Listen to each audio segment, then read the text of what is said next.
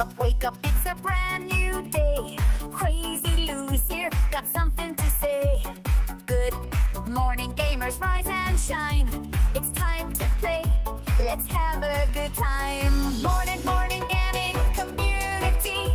With Crazy Lou, it's a world of unity. Upbeat and lively, we're feeling so free. In the world of games, we're just meant to be. Brothers come united, eat same. Crazy Lou is ready, it's a gaming scene. Plume's trading people, orders game. All recent gaming, go rates and pay top beam. Good morning, coming moving. It's a world of unity. Upbeat and lively, we're feeling so free. Wake up, it's a brand new day. Crazy Lou's here, got something to say. Good morning, gamers, rise and shine. It's time to play, let's have a good time. Morning, morning, gaming community. With Crazy Lou, it's a world of unity. Upbeat and lively, we're feeling so free. In the world of games, we're just meant to be. Brothers come united, eat up same. Crazy Lou is ready, it's a gaming scene. Plume's trading people, orders game. All recent. Initiating launch sequence.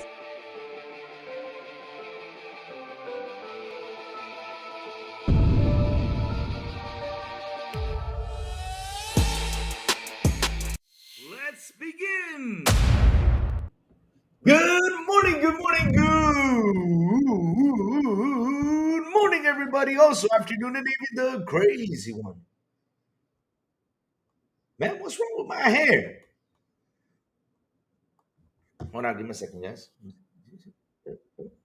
Gotta fix it later. Good morning, everybody. Also, afternoon and even the crazy one. Wishing you all a beautiful and awesome Thursday. What's up, everyone? How's everyone doing today? Oh, man, we already got a comment in the chat. Let's go. DJ Dinner G says, what's up, fam? Good morning. Oh, man, lots of cool stuff happening this morning. It's insane. I mean, Dolomite, what's up? How you doing? Good morning. Ooh, look who's here. Oh, man, let me fix this real quick, man. Yeah, let's go.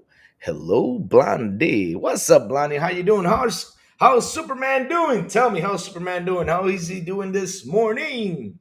What's up, guys, man? Let me tell you something. Yesterday was a crazy day. It was a crazy day. We got Shuhei on one side, speaking a lot of stuff, going out there. Go Po! Hello, hello, Go Po! Good morning, Go Po! What's up? What's up? We got Shuhei on one side.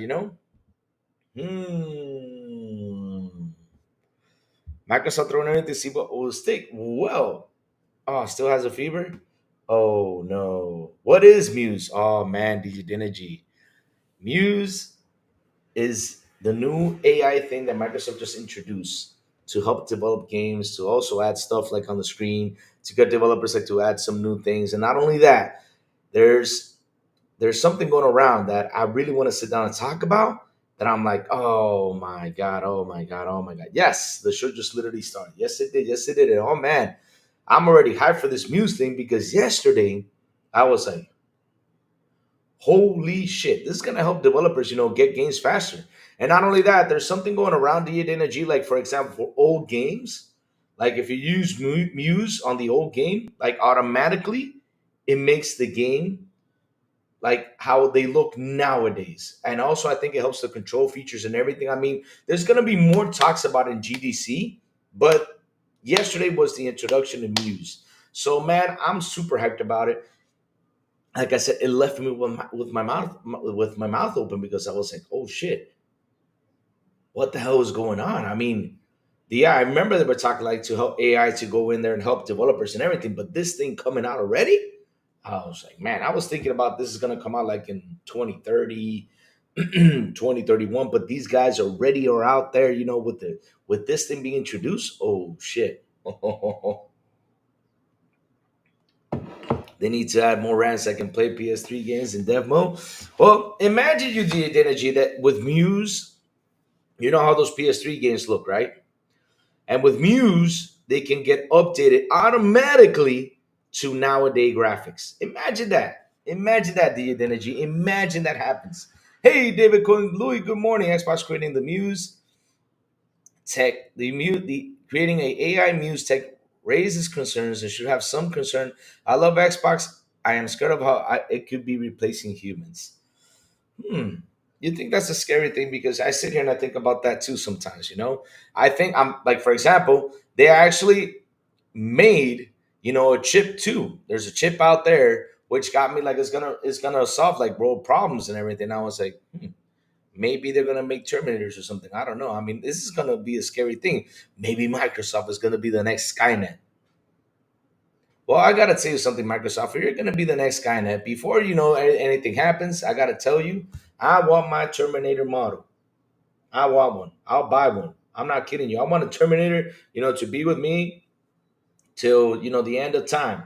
I'm being serious. I'm gonna Terminator to be my bodyguard. Hell yeah! And I wanted to have Arnie's voice and be Arnie himself too. Hell yeah. Hell. Hell, that would be awesome. Yeah. To be honest, it would not be cool because they do Terminators. You know what happens? Yeah. 22 hours in about level 8. Oh my God, Mr. Fragments. Let me tell you something. I started Indiana Jones yesterday, and oh my God, oh my God, I gotta tell you something. I got into a slap fest yesterday in Indiana Jones, man. I was locked in a room and I saw all these soldiers coming in. I said, okay, you know what? There's no way out of this. Let's kick some ass. I was like, psh, psh, psh. Everyone that came in, psh, psh, psh. I mean, literally, one came in, then the other one, then the other one, then the other one. All of a sudden, all four of them came in. I was like, ah, good thing I had my little stick, beat them up. I said, pop, pop, pop, pop, pop, psh, psh. Just beat them up. And then I saw one drop a gun. I said, ooh, this gets better. But you know what happened?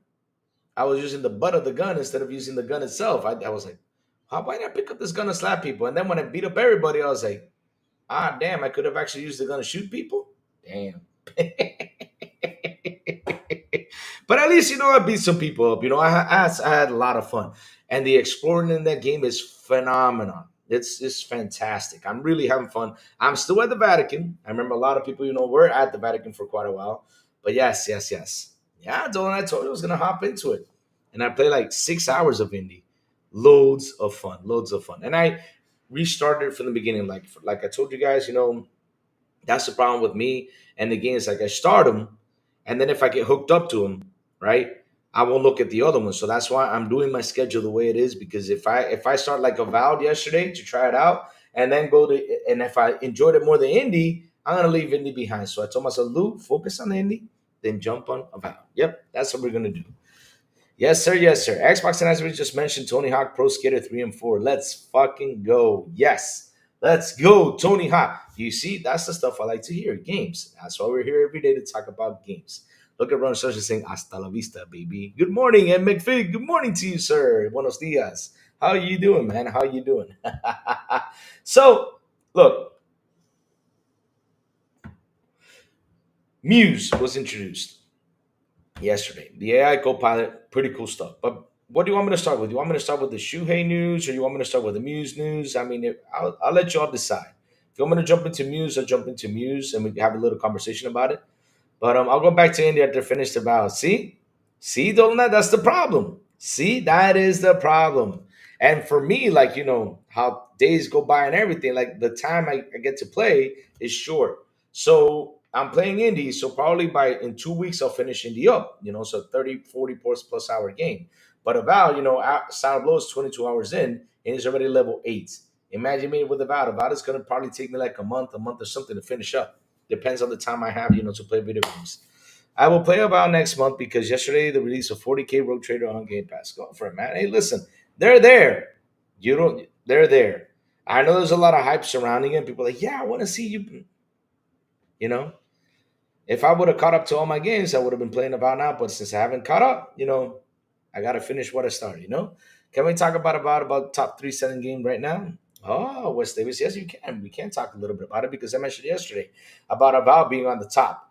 It's pretty awesome, pretty impressive. I mean, no doubt it's an Obsidian game, and Obsidian makes really good games. They do. They do. But, a lot of slander out there, the reviews were out there saying, yeah, this game is this game is that. Give it this much, give it that much. Of course, we all know why they gave it those reviews, right? But at the end, though, do reviews matter? Will it affect the game? Will it hurt the game? Look now.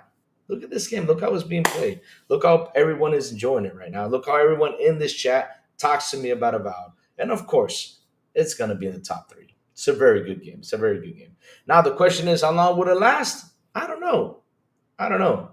Because usually games get hyped in the first month, and the second month they start to go down. And the third month, they kind of disappear off the list. But it's all for the same single player thing. And sometimes they come back, sometimes, it happens, shit happens. But yeah, I'm happy they're up there in the top three. Pretty good stuff for them. Pretty good stuff. Congrats to Obsidian. They did a really awesome job with that game. And for what Sourblow is telling me and for what you guys are telling me, you guys are enjoying it. So yes, it deserves to be in the top three spots. Yes, sir. Yes, sir. All right. So let's go looking for this. Introducing Muse. Let me get things up and ready because there was a lot of news going by and I did not have the time to. Let's see. I think this is it, the one I was reading yesterday. All right, so let's read this. You guys ready? Let's go for the kapow moment. All right, let me share screen. Oh, sorry about that, chat. Let me share the screen. Yes, and that's Sourblow in the picture. Say hi to Sourblow for me. Let me see. There it is. Pow. Let's go to the share screen. There you go. Kapow! We now have this ready. So, chat, let's look at this, baby. Let's look at this. We're going to have a lot of fun with this conversation because, man, this is something that has me really, really, really intrigued because, hell, it's technology.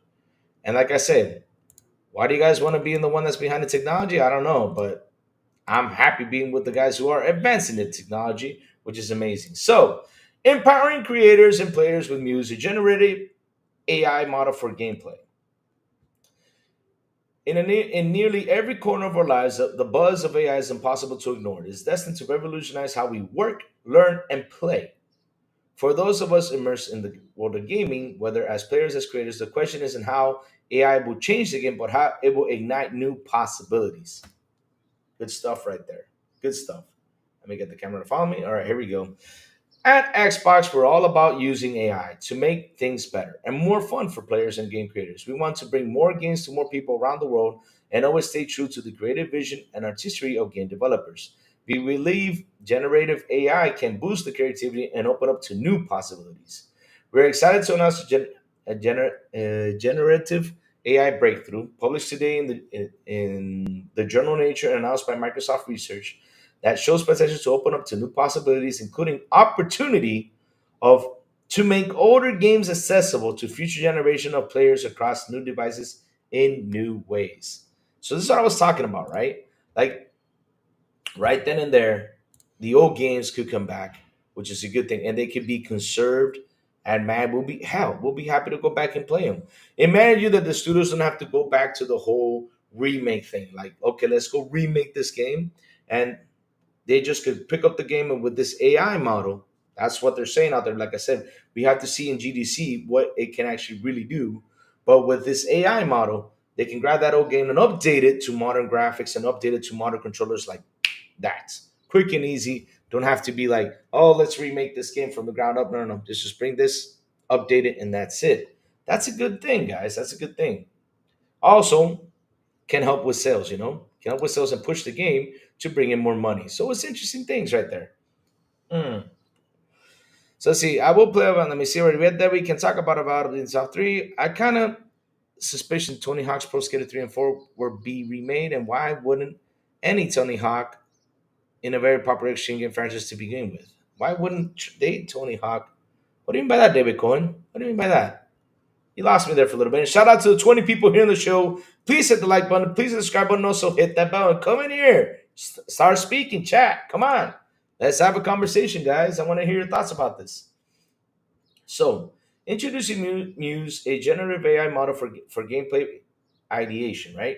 In partnership with Xbox Studios, Ninja Theory, Microsoft Research developed the world and human action model WHAM. Wham, bam, W, bam. There you go. Named Muse, a first of its kind generative AI model trained on Ninja Theory's multiplayer battle arena Bleeding Edge. Ninja Theory and Microsoft Research are both based in Cambridge, which made collaboration easy and led to the use of Bleeding Edge for this research. What's groundbreaking about Muse is its detailed understanding of the 3D game world, including game physics and how the game reacts to players' controller actions. This allows the model to create a constant and diverse gameplay rendered by AI, demonstrating a major step toward generative AI models that can empower game creators.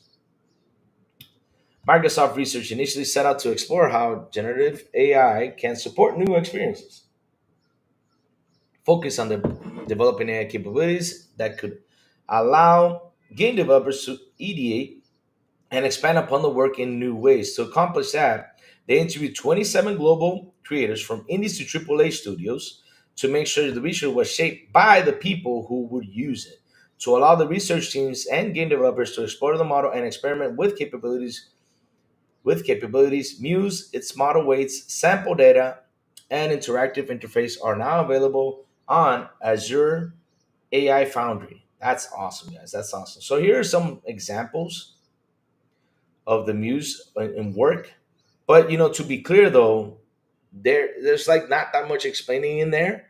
We have to wait for GDC. And GDC, we're gonna hear more about this. So this is gonna be an interesting conversation in GDC. We're gonna have to tune in. But I mean, if they have a showcase showing this, we're gonna have to tune in live to see this and see what they're gonna do. For us to sit here and talk about it. Because again, I'm not the biggest techie guy. I always said this, but for me, this is something that I'm just astonished by. Never knew this was gonna happen. What Muse means for gaming. Although it's still early, this model research is pushing the boundaries of what we thought was possible. We already using Muse to develop a real-time playable AI model trained on other first-party games. We see potential for this work to one day benefit both players and game creators, for allowing us to revive nostalgic games for faster creative ideation. That's something that's really got me intrigued. This is something that's actually got me intrigued because you know why? If this can help them develop games super fast, that's fucking fantastic. Like for example, imagine because this is how they develop games. I mean, I heard this. They start from the game looking ugly, and then they start to adding the assets to make it look pretty. I mean, Sourblow is in here. He could probably explain that better since he's working in development, right?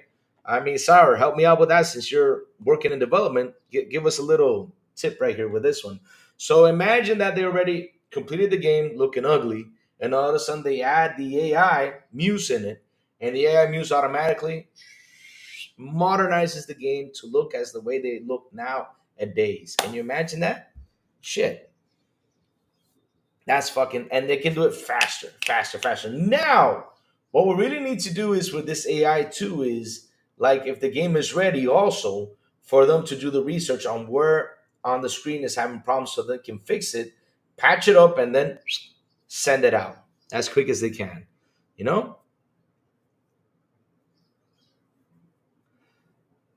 I'm sorry, but when games are not being made by humans anymore, that human artistic side of it will be gone. I wouldn't say that, John Bonzami. I wouldn't say that because here's the thing, though, right? Here's the thing, though, right? I think Sourblow could explain that faster than I can, because he's working on development. So when you start a video game, right? When you start a video game, you start developing it. The game isn't looking pretty, for example. I mean, you start the game, by using the pixels and everything, and then you little by little you go in and you start punching in the codes, right? To get the game to look better. I'm just speaking of stuff I learned a little bit. I could be wrong because again, I'm not the biggest techie guy out there. But what this will do is, for example, hmm, let me give an example. Let me see if I can grab this and put it. I can't open it up. Uh, hmm. Okay, let's grab a PlayStation 3 game. We all know how a PlayStation 3 game looks, or a PlayStation 2 game. We all know how it looks. So, for example, if I don't have to sit there and grab the game and modernize it to modern graphics, I have Muse that can modernize the game for me automatically. So that's a plus. Yeah, that C++ coding type ain't shit. What ain't easy? Yeah. So imagine you, John Bon Zombie, that they have this game that was sitting out there that they were like, man, we got to remake this from the ground up. Why don't we just use Muse to modernize the graphics, to nowadays graphics and just do it automatically? That'd be fucking amazing. I mean, that there's not that much work to be put on. We don't have to spend 5 or 6 years to remake this game. And if Muse can do it that quick and easy, because it's all about time, right? Make it that quick and easy. Of course, there's going to be some errors they're going to have to go in and correct, and fix some things. But, like I said, it's something that's going to be phenomenal. But yeah, they cannot replace humans. They cannot. Because look, all right, like for example, for movies, I'll give you an example for movies. This is what I read. AI is already making the scripts for the movies, right? So what happens with the writers? The writers sit there, they tell AI, okay, make me a movie of Crazy Louis, for example. AI goes in there and starts, they print a movie about Crazy Louis.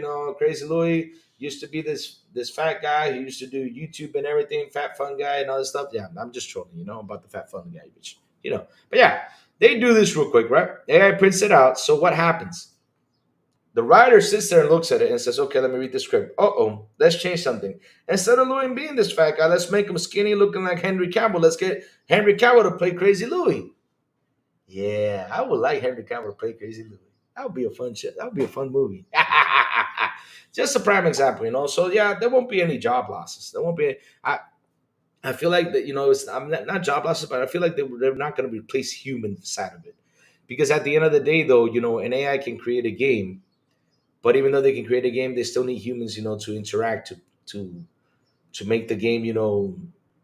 Yeah, because look, it's like I said, it's just like movies. Like for example, movies. Remember back in the day, it used to be you take the person up to a set, right out there. Used to close the roads and everything to make the movie as real as possible. Nowadays, they're sitting in a green screen and just flying around. They create the city with the AI and everything, pretty much. That's what it is with Unreal Engine too. So hell. So here we go. Today, this is the important part. Today, countless classic games tied to aging hardware are no longer playable by most people.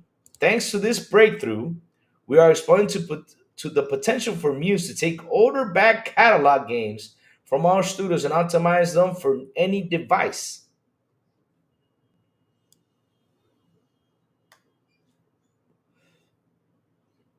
Rushan Epinger, he says MSX, not Xbox, is not the first to do this. Well, I mean, I know Tencent has been doing something back there, but hey, we're talking about Microsoft's. We believe this could radically change how we preserve the experience classic games in the future to make them accessible to more players. What do what can they do with AI? Is feed it every movie ever made, and if we come up good with a good concept. Imagine man with AI players playing like they do in real life. Oh my god, that is something I really want to see. I want to see that engagement over there, with the characters and everything. And that's something Todd Howard talked about before. He said he wants to see like they got to focus more like on the AI in the game. To be much more smarter, to be much more like you talk to it. It doesn't have to stay still. Say hello, how are you? I'm Bobby, and just look at you like that. Like Bobby, I would like to buy a coin. Oh yes, here. You want it to be, oh, what, hey, I want an AI to be like, I come up to the AI, be like, hey, what's up, brother? How you doing, man? You can see the expression on the faces moving and everything, like, yeah, what's up, see if he's a good guy, bad guy. But yeah, I mean, it'll be interesting, to see. We believe this could radically change how we preserve and experience classic games in the future and make them accessible to more players. That's something, like I said, it has me intrigued, man. I mean, imagine Microsoft's back catalog of games. That.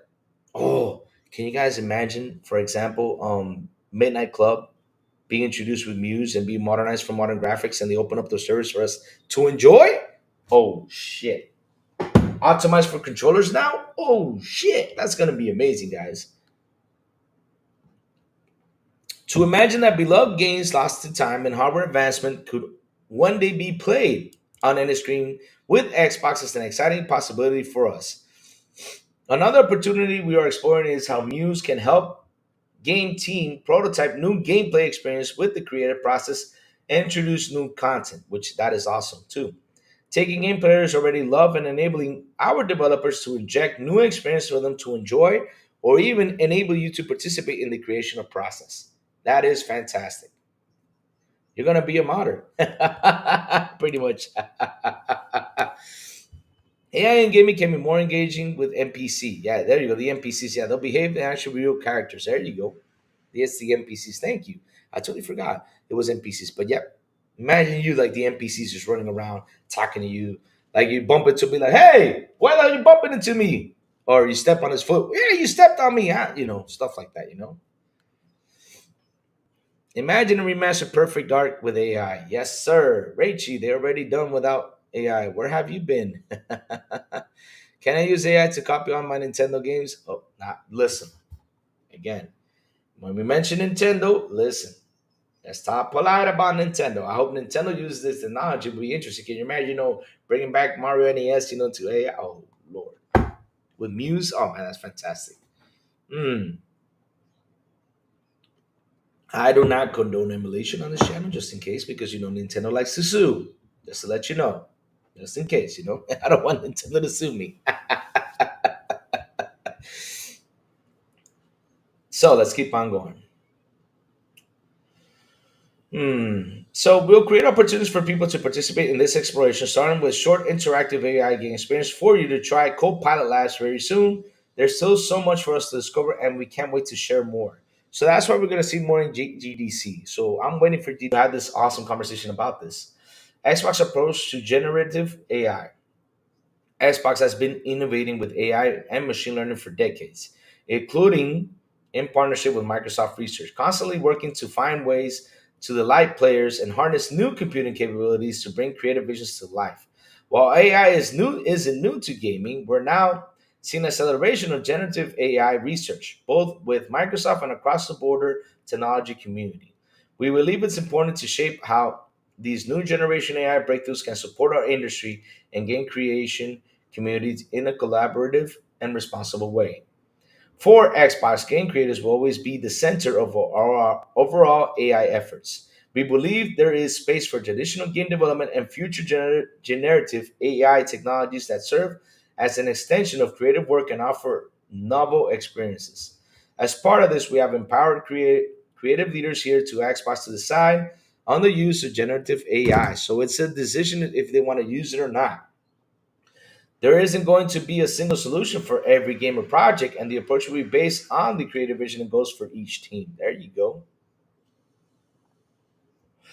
What's ahead of AI experience for Xbox? As we look at it, we're focused on the AI can address the barriers and frictions of playing and developing games. This means that we'll share our AI product innovation earlier on, providing opportunities for players and creators to experiment and co-build new AI features and capabilities with us. This allows us to make sure that our AI innovations address real problems and add new value to creating or playing with Xbox. Two, develop tools that are used in the ways that benefit everyone. Our innovation will continue to build our commitment to responsible AI and dedication to developing AI solutions guided by six principles: fairness, reliability, and safety, privacy and security, inclusiveness, transparency, and accountability. You can expect more exciting announcements this year about how we are using AI to empower game creators and provide the best possible player experiences across all devices. Stay tuned for more updates ahead on GDC 2025 on Xbox Wire and our AI Research Hub as we continue to shape the future of gaming support from AI. So, yes, I watched the video, guys. Like I said, it was super interesting. This whole AI conversation is going to be really interesting. All the ways I cannot wait for GDC 2025 for them to spill their guts, talk more about it, right? To see what's going to happen. Like I said, I'm super excited about, especially this side, to bring in old classic games, like to bring in all those classic games and make them accessible for us to play. Oh man, that for me was beautiful. That was beautiful right there. That's beautiful right there. For me, that's beautiful. I'm happy that's coming, and I can't wait. I cannot wait. And again, the camera's zooming in my face. I cannot wait, to see more about this. So, chat, yes, I am super excited. Now, will it take over humans? No. I mean, it's gonna. In order for that to happen, the AI has to be super smart, read human emotions and everything, to create a game, with emotions. So yeah, I know they can do a script and everything, but it's gonna be years before this can, come up and do it automatically. It's gonna be years. I think we're pretty far away from that still. I think so. Like I said, I think. He goes, maybe tomorrow it will be up and loaded. I mean, shit, things happen because, like I said, look, Microsoft made a chip. It's crazy. Ghosts and Goblins AI edition. Oh shit. No, no, don't leave Ghosts and Goblins over there. Leave Ghosts and we don't want. No, no, no, no, no. I'm not going. Listen, you guys want to torture me? Maybe play Ghosts and Goblins because I'm that game is hard as hell. Damn, damn, that's a hard ass game. Ah, hard game. So, like I was saying, chat, I'm excited for this. Can't wait for GDC to sit there and discover and read more about it. But happy that Microsoft, is introducing this to help developers, get their games out there faster. If they want something to bring back a classic game, that even though during that time it didn't sell well, it could sell well nowadays and just do it real quick, fast. GTA AI edition, whoa, GTA, with the NPCs and everything, are pretty advanced with that. Because when you play Red Dead Redemption and everything, you see how advanced it is. There's always something to do in that game. How they react and everything. Even in GTA 5, you see some stuff in there. Like, whoa, I didn't capture this. Like some people have followed like NPCs to do something or anything, and they discover something new. I remember in GTA 5, they discovered that the police were like throwing prisoners inside the woods or something. Like they killed them and threw them inside the woods. I was like, wow, that's fucking crazy. But oh man, it's interesting how advanced the NPCs are in the Rockstar franchise. I mean, it's just freaking awesome. Native PC port open the possibilities of greater modding and enhanced gameplay. Let's see. For me, AI is great. We can just feed old games through new engines like UE5. 100%. 100%. Let's see what's this AI going to bring to the table when GDC comes by. I mean, can you imagine like developers can actually throw games out there in like 2 or 3 years like that? I mean, that would be freaking amazing. They can have the game like ready in 2 years, and then the last year just have the Muse go in, patch things up, make it look good, and just let's release. That'd be fucking crazy. We don't have to wait those 5 or 6 years out of things, to get the game out. So that's something that should change and will be better for the developer who's making these games because at the end of the day, it's like, look, even Elaine said this, right? Elaine said this on the show. It's the life cycle of developer. How many games do they put out there if they develop games every 6 years? One game every 6 years. So let's count this, right? They develop a game once every 6 years. Let's go look at the calculator, right? Real quick. So let's say you're gonna retire at 60, right? You're gonna say, yeah, I'm gonna retire at 60. I won't do it. We're at 66 years old. 60, let me see. So let's add, you start developing games, let's say at 18 years old, you get into it, right? Let's say you're 18. 66 minus 18, that's 48 divided by 6 years. You only make 8 games in your lifetime, pretty much. That's how many games the developer gets to make. And it depends on the game too. Sometimes they can make 5, 6 stops. It depends. If it takes them 8 to 10 years. So yeah, I mean, imagine that if with AI, I was at 48, right? It takes them 3 years. That's 16 games in their lifetime. So that's fucking amazing. It doubles that. If AI can help them out with that, for the future people in gaming. That's pretty cool stuff, though. That's pretty cool stuff. Um,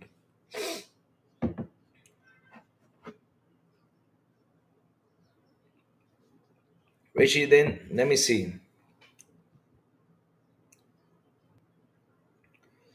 Imagine AI giving Ocarina of Time enemies Dark Soul skills. Oh man, if I'm down for that, hell yeah!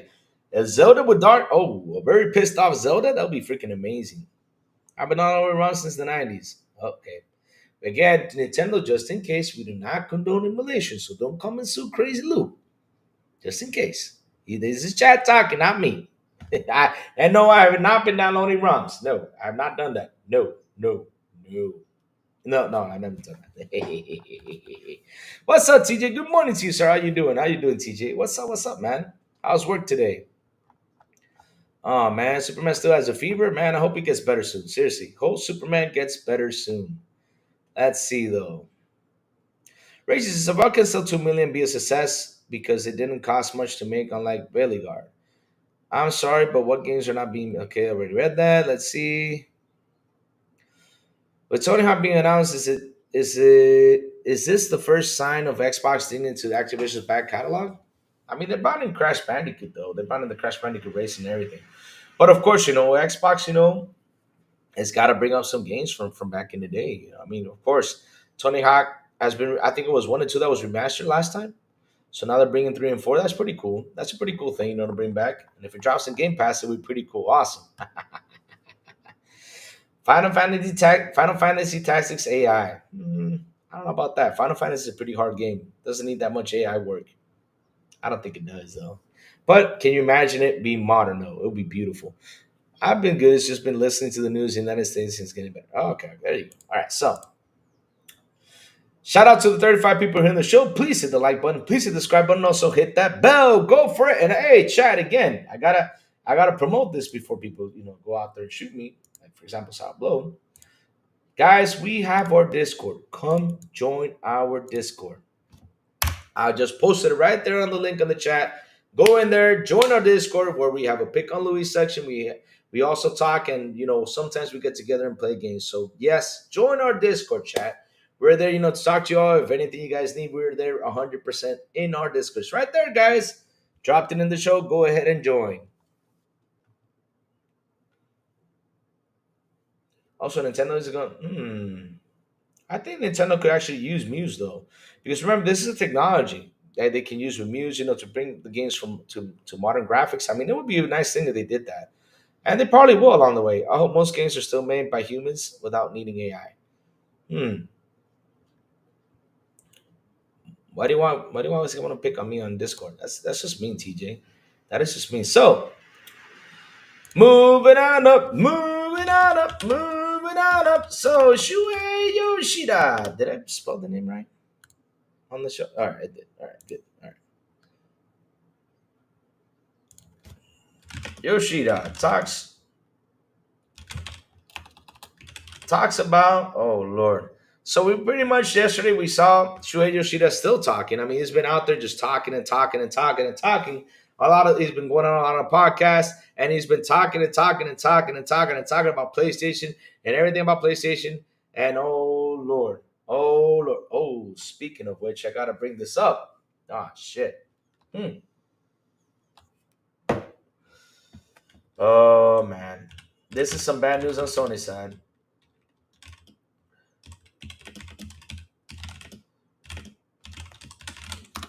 Let me type in this.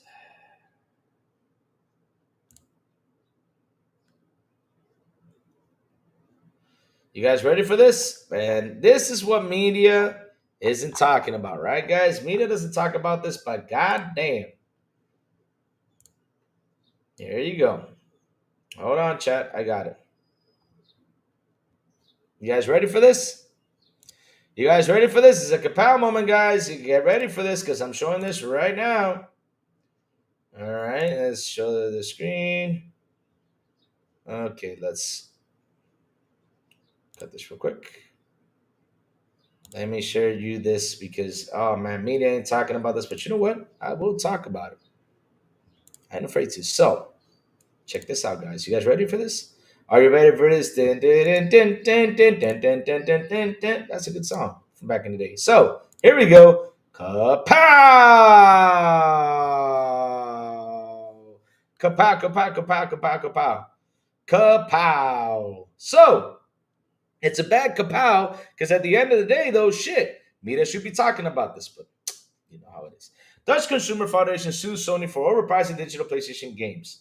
So they're joining the lawsuit that it's over in the UK, and I'll read about it right now. So Dutch Consumer Foundation, Masas Chade and Consument has filed, if I butchered it, I'm sorry, has filed a collective lawsuit against Sony overpricing of digital PlayStation games in the region. In translated story from Tweakers, the foundation alleged digital PlayStation games in the Netherlands cost 40% more than their physical counterparts, despite reportedly lower distribution costs in the area. In 2019, Sony stopped allowing third-party retailers from selling codes for digital games, meaning the only way to buy a digital PlayStation 4 or 5 game is is with real world money or buying specifically priced cards at physical stores. Uh oh. So, the Japanese company abuses its dominant position in the console market, wrote Masachade. If I said it wrong, I'm sorry. Masachade, I don't know how to say it. Sorry. Millions of Dutch people have been paying too much for PlayStation games and in game content for years. This monopoly on digital sales, together with PlayStation's large market share in the console market, leads to the so called Sony tax. Damn. Masachade said its lawsuit was filed on behalf of 3 million Dutch PlayStation players and demanded Sony stops its wrongdoing and compensate for overpaid tax. Holy crap. Sony has reported came under fire for an alleged monopoly over its digital storefront. US players unsuccessfully sued the company in 2021. A UK unsuccessfully, well, they actually won that lawsuit because Sony gave in. They didn't want to spend any time, but okay, they gave in. How can you say it's unsuccessful? Which they were successful with that one, but okay. A UK consumer rights advocate filed a separate suit in 2023, which is now the $7.8 billion lawsuit. All right, I think it's $7.8 billion euro lawsuit. I don't remember which one it was. It was eight. I don't remember. I think it was $8 billion or six. I don't remember, but it's out there. In 2023, Masachade's statement in reference to the UK suit says Sony's action violates Dutch and European competition rules. Foundation chairman Lucia Melchertz for the Sony forces developers to agree to the condition that Sony imposed on them, including the price for which their games are displayed. PlayStation players continue to pay the top price even for games that are years old. Damn. Sony is the only provider that can afford to make decisions without worrying about what competitors, developers, or consumers are doing. Church continued. This is a bad development that PlayStation owners will increasingly feel in their wallets. Of course, a company like Sony can make money, but at the same time, consumers are entitled to fair prices. Masachada encouraged the Dutch players affected by Sony's alleged actions to register for its fair PlayStation promotion. The first court hearing is expected to be later in 2025. Oh, damn. Another lawsuit for PlayStation. That's going to be aligned with the other ones, guys. Yep, they don't talk about this, but you know what? I do.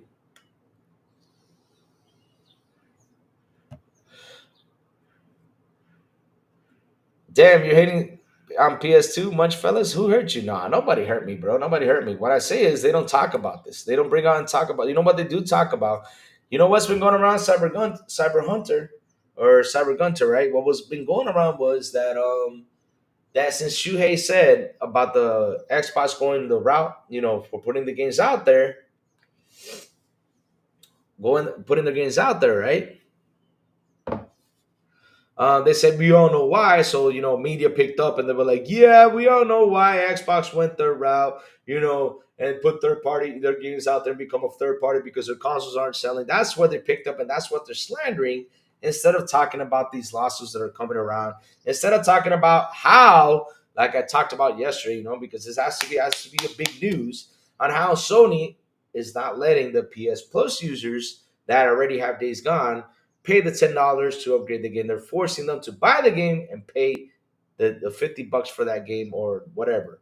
And not only that, they doubled the price on the game already. It used to be 20, now it's 40. If you want to buy a PlayStation version and pay the 10, so that they're charging you 50 for it, which is a shame. But yeah.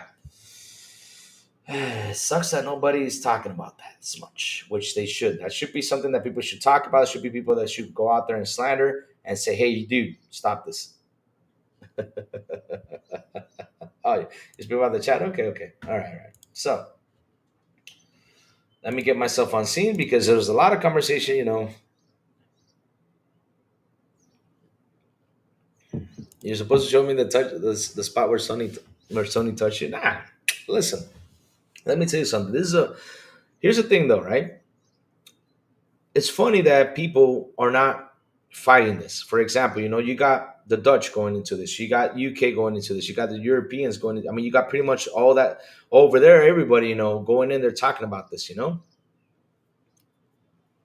But yeah, it's piling up. They're facing a bunch of lawsuits. And in America, they faced one, which they gave in and gave each player like a PSN code. And people were like, well, Sony did not lose money. I was like, oh, really? You think so? Okay. Yeah. Okay. But the problem is that if they didn't lose money there, but you got over here in the European side of things that they're suing for 8 billion, that's a lot of money right there. Whew. But yeah, their PlayStation stores and everything, what they're doing, like for example, you cannot buy their games like throughout Amazon and stuff like that, digital codes, and people are seeing this. I mean, of course, you should let all the stores sell it. You should let Amazon sell it. You should let everyone else sell those games out there instead of just having it for all for yourself, which is a wrongdoing. Because for example, I can buy Xbox codes I think on Amazon and everything without any problem. Steam codes I can buy on Amazon without any problem. I saw at least 5 or 6 anti Xbox uploads of my recommended videos just this morning. Of course, I hit do not recommend. Uh, Incredible how they say that.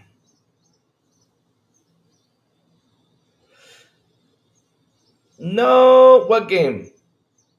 What game? You're talking about Days Gone for free? You guys need to understand what is free and what is not. The thing is, you guys are tricked to the whole idea that it's free. It's not free. Free means, Fahim Scott, like for example, for Days Gone, free is that you don't have to pay the plus anymore and you can still play the game. Now, if you don't pay the plus, you cannot play the game. It's locked. In order to play it, you gotta have the plus.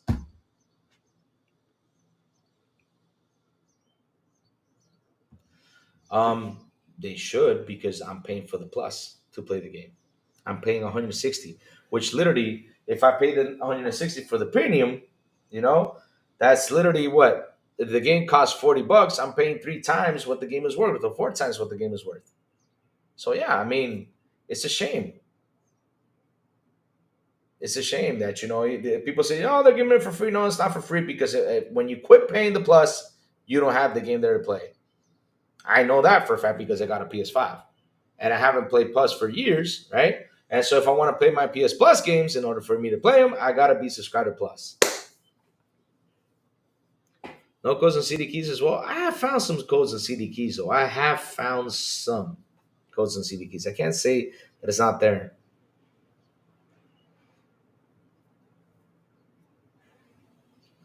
Louis, you bring balance to the one-sided pro PlayStation narrative saturating the gaming world. Yep, they do. Point is a part of the service. Yeah, I understand that is a part of the service. But listen, fine, Scott, let's say Days Gone. When did Days Okay, I'll give you an example. When did Days Gone get into PS Plus? All right. When did Days Gone go to PS Plus? Let's see.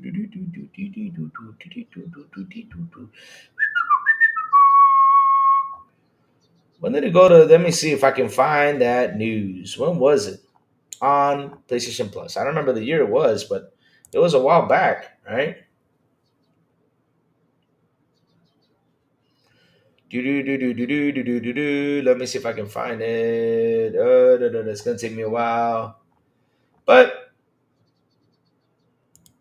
let me see. Days free on days. This was in 2021. Free on PS Plus right now. This was in 2021. This is a Steam discussion. The game is okay. Graphics. It's free on PS Plus, and that was back in 2021. So okay, it was back in 2021. You downloaded the game in 2021. No problem. So you downloaded the game, right? You downloaded the game in 2021 and you've been paying 4 years, 5 years of PS Plus.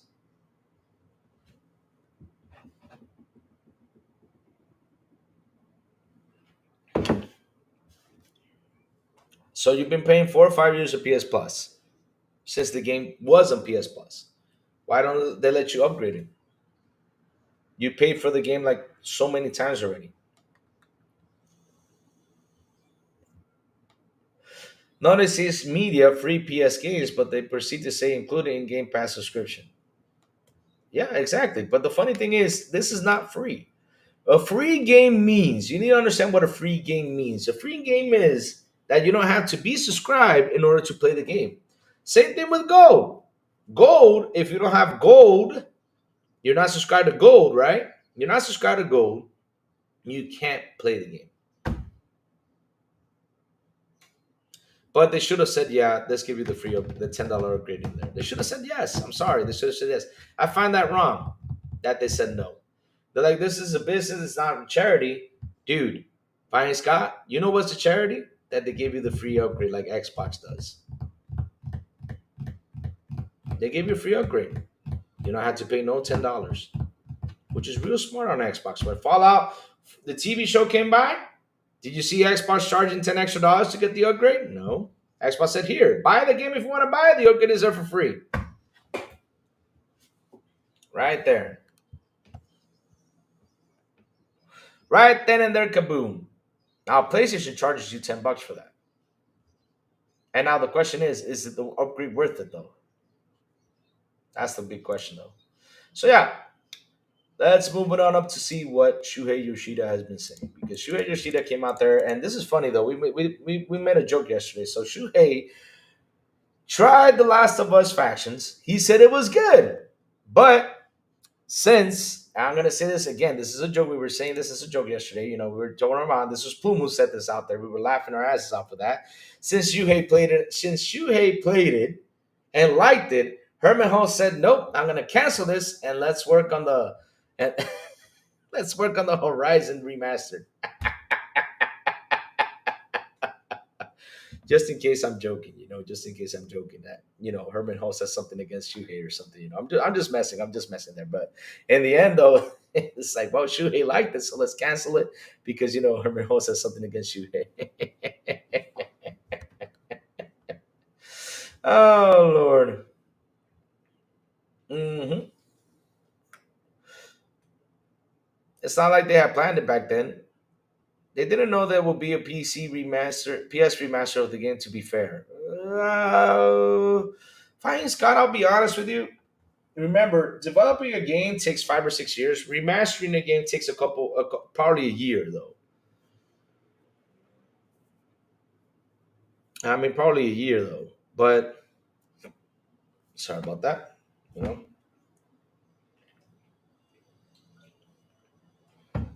got the hiccups there for a moment. But yeah, it probably took them like a year. But in the end, though, of course they had a plan. What do you mean? I mean, Jim Ryan said it. We're going to bank in blockbuster titles. We're going to focus on blockbuster titles, and that's what they've been doing. They've been focusing on the blockbuster titles from last generation, and they're bringing back the blockbuster titles and slapping it with a remaster to it, slapping it with a remake to it. All you gotta do is upgrade it, man. Upgrade it for free. Give the PlayStation players, what they deserve. I mean, those guys spend a ton of money on you guys. But no, PlayStation players always say it's a business. You gotta cheat. You gotta treat it like a business. Okay. Oh, okay, okay, okay. I see. I see. Yep. Halo Infinite multiplayer is free. Marvel Rivals, Fortnite, etc. are all free, no sub required. Yeah, that's true. That's what you call a free game. That's a free game. Now, if you want to go with microtransaction, though, ooh, I spent some chunk of change right there. That's where they make their money with those damn microtransactions, and they got us full with that. Because man, when I sit and I look at the other day, I was sitting there, I was like, let me look at all my Fortnite skins. I was like, man, I spent almost like $200 on Fortnite skins out of nothing. Sony will release one AAA game every 2.5. Now the question is, Google Poll, what happens if those remakes and everything are done for? Because this is what I mean though with Sony though, and Sony's betting on a lot with this. Um, it's like I was saying yesterday when Jim Ryan was there. A lot of these studios were working on live service games, right? But I think it was pretty much all because I remember there was a rumor talk going around that they were like pushed into this and were like, we don't want to do this. That's what one employee said. I mean, I don't know if that's 100% true, but I remember reading that, and now we're seeing the effect after that. Now they're coming out saying that we got these studios working on single player games. Now we got all the rest of the studios working on live service games. They had to go in there and reorganize everything because it was just a big hot mess. Jim Ryan left a big hot mess in there. And let's see, Sony's mistake is not reinvesting their own company instead of money hitting third party games for exclusive games instead of their own first party titles. Now, the thing is though, Jago6, there's nothing wrong with that business thing because again, that business was a long ago business. Nintendo used to do it against Sega. Even Nintendo put out threats to third party developers and said, if you put a game on Sega, we're not going to put your game on our platform. That's how bad it got with Sega Genesis. It's in the documentary. You can find it. It's called Console Wars, Sega versus Nintendo. If you guys did not see it, go ahead and watch a really good documentary so you can understand pretty much a little bit better how this business runs. So yeah, right now they're money hating, right? Like, are you saying they're money hating this? But it's been a practice for so many years. Now, do I find it wrong as a consumer? Yes, I find it wrong as a consumer because shit, they're gonna have to make me spend, to buy the console, right? To play those games. Now, on a beautiful, positive world, right? We want to see those games go out everywhere. Now, what's happening is with the cost of these games, are developers willing to risk and being tied up to PlayStation? Right now, they're giving them time exclusivity. Look at Silent Hill 2. Silent Hill 2 is locked up for like a year, and then it comes to Xbox. But they released the game on the PlayStation and PC. So, like I said, are these third party guys going to keep on risking this? I think they will not. I think this is going to change sooner or later. They're going to say no to Sony because they know that at the end of the day, there's only this amount of players that play that type of game. There's only this on PlayStation, on PC, and also on Xbox. So they have to bring in that money. So let's say on PlayStation they sold 2 million copies. On PC they sold 2 million more copies, right? And let's say they do a price cut and they sold a little bit more. But hey, why don't we do this? Let's put it on Xbox and get 2 million more in there. That's 6 million for them right then and there. So that really helps them bring in the money, for them to continue to develop more games. Look at Final Fantasy, for example. Final Fantasy is a prime example. They were on PlayStation. Oh shit, we only sold 2 million. We didn't even make the cost or anything. Shit, we're in trouble. Let's release everywhere. No? But things have changed, especially since season 19. The old model just doesn't work anymore, and they're just operating like things haven't changed when the fact it has. Yes, yes, yes, yes. Things have changed 100%. Jago 6. And one of the things I said where Sony lacks in a lot that I hope with Tetoki gets better with that, it's in innovation. They lack in that a lot. Because look, I'll give you a prime example. And you know what? I gotta invite Roberto on the one day on the show. I'm gonna invite Roberto one day on the show so he can tell you all when he worked for Sony the things he talked about. I'm gonna get him on the show one morning. I will. I want to talk to him and say, Roberto, want to join me one morning on the show? Let's have a conversation. I want you all I want you to tell me about the stuff you learned over there in Sony, what's happening. So, like for example, they did like if you look at PlayStation now and you compare it to the Xbox Game Pass and the cloud and everything. PlayStation Now was going to be a big thing. They have PlayStation Now on TVs, they have PlayStation Now on mobile. Now the thing was that Sony did not want to put in so much money in there because services take time to grow. We saw this with Netflix. We saw this with all this stuff. I mean, Netflix started by sending DVDs to your home, and little by little, they made the server. They did this, and now we watch Netflix at home. Easy peasy, beautiful cover girl. Cover girl should promote me. Yeah. Can you imagine me wearing cover girl? No, I'm just playing, guys. So what happened was that Sony was putting a lot of money into. They knew that it was sucking in a lot of money, so they said, "Okay, let's just stick to the traditional method. It's not going to work." And little by little, we'll go out and keep pushing this little by little. And that's what they've done. They've done little by little. For example, look at now the PS Portal, right? I said, why does this machine have to be um having the console on? It's not going to work for me. But now you don't need it because now it has cloud feature that you don't have to put the console in standby, which is a beautiful thing.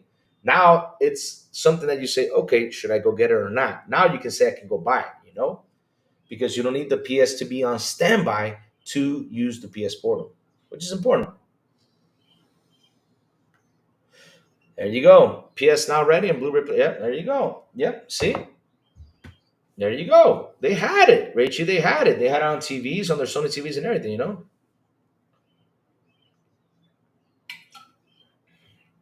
But yeah, now they're looking at cloud, which is cool stuff because at the end of the day, what's evolving in the gaming business is cloud. It's evolving. It's a good evolve right there. And it's something that needs to grow, and Xbox is really focused on this. It's really focused on this because they know they can grow on this and expand even further. Now, Sony needs to do that too. And so that's why I'm happy they're putting their games on PC. I'm happy they're putting the games elsewhere because, for example, we see here we sit here and we talk about PlayStation games the ones I played, and I say, okay, for example, I love The Last of Us, right? Great game. I love Spider-Man, great game. And somebody here in PC, he listens to me. It's like, oh, let me go check out Last of Us. Oh, let me go check out this. Let me go check out that. Let's see what's beautiful about this game. Let me see if I can buy it on sale and get it or something. They go in there and play like, wow, I really had a good time, you know? So that's good. Instead of me saying, well, you got to get a PlayStation to play this game. A PC player that has like the $3,000, $4,000 rig is not going to go and say, let me go buy a PS. Nope. I'm sorry. They're just not.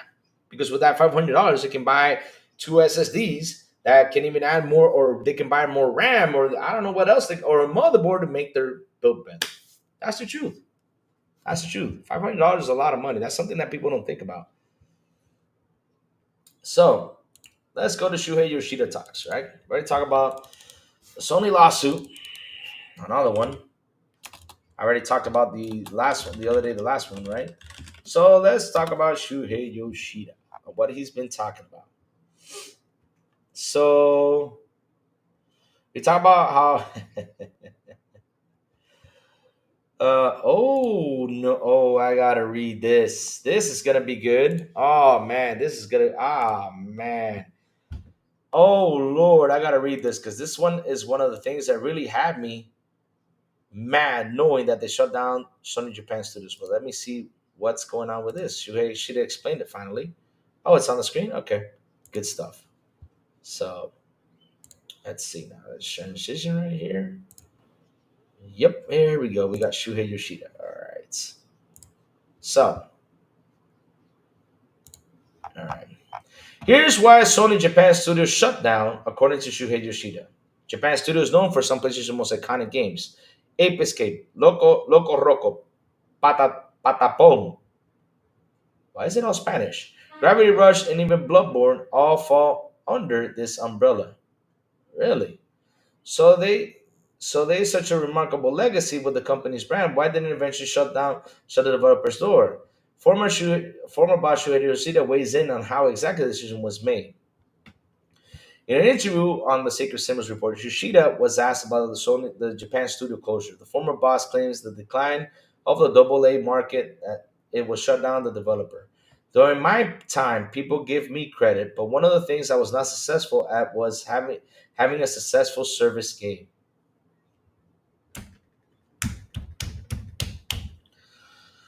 And the other things is I was not able to have amazingly successful games made in Japan, Yoshida explained. Other than Gran Turismo, we had many great products, but didn't really have many AAA level successful products, said Yoshida. Oh shit. That became more and more important as the big games became bigger. The indie file and gap and the double A seems to have disappeared. Most of the IPs that Japan Studio had were in the smaller AA size cup group, and the market became really difficult for these kinds of games, he claims. For example, after Gravity Rush 2, director Keiichiro Toyama, if I butchered it, sorry, tried to come up with a new concept, but we were not able to greenlight any of the new concepts, and even though they were really interesting. Sony confirmed it was reorganized in Japan Studio in 2021, which saw many profile departures at the company. In an effort to further strengthen the business operations, SIA can confirm PlayStation Studios Japan Studio will be reorganized into a new organization on April 1st. Read Sony's statement in 2021. Japan Studio will be recentered to Team Asobi, the creative team behind Astro's Playroom, allowing the team to focus on single vision and build on the popularity of Astro's Playroom. Oh, Lord. So I got a question. What happened to those amazing, great exclusives that these guys have been saying? Hmm.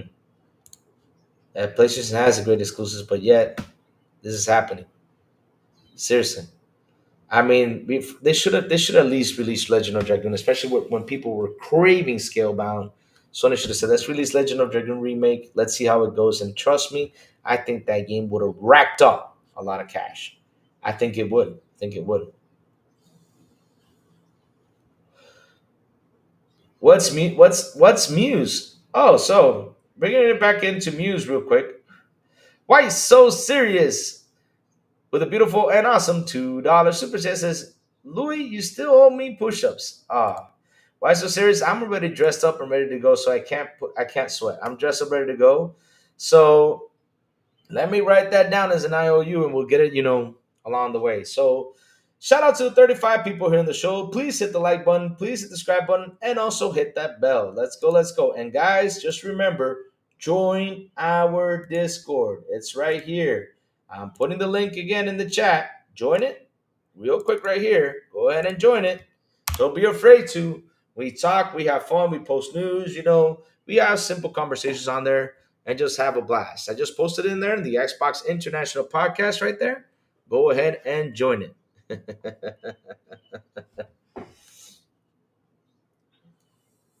Louis, stop having fun playing games. Video games are about console sales, not fun. No, it's about Twitter. It's about going out there saying your mama. It's about, dissing you, stuff like that. That's what video games are all about now.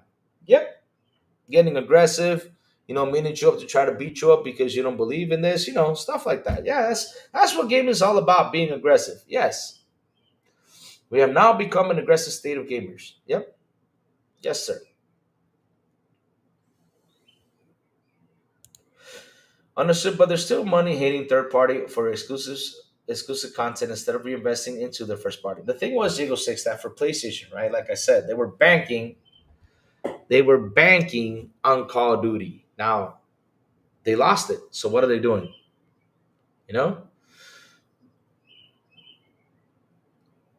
I hope that the homie P-Lump is not at us about last night court laugh out loud. What happened last night? Oh man, what happened over there on court? Go ahead, tell me about it. Ray Ray's always up to something.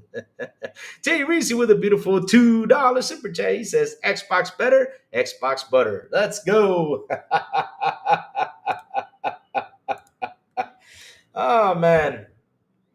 Everyone wants the Xbox butter. Who doesn't? So the thing is, Muse is real quick, right? I don't want to read through all that stuff again. So Muse is an AI thing that Microsoft just brought up that's going to help developers, like for example, bring old games, to new games, and it's also going to help in developing for the game. So they just brought this on yesterday. They introduced it, and for GDC, we will have more conversations about it because they are going to talk more about it. It's going to be real fun. It's going to be real fun to see what Muse can actually do. It's amazing. It's amazing. So yes, if you need to look for it, they reason it's up there, because we talked about this earlier in the episodes. A lot of conversation in there, but yeah, it's good stuff. I'm happy for Muse. Muse is going to be the most interesting thing. Really? Oh dear lord! Hey, so because we got to do the Halo firefighting and laugh. It was fun. We got our asses handed in the last round. Yes, we did. Yes, we did. Because I stopped by to revive you. I was in the run to revive you, and I messed up there for reviving you. Yes, we had a lot of people, we had a lot of enemies coming after us and kicking our butts. Yep. Yes, we were. So let's keep on with the Shuhei conversation because there's a lot of things he brought up yesterday, which was interesting. I already talked about The Last of Us, and we made a joke about it. Um, let's see now. Yeah,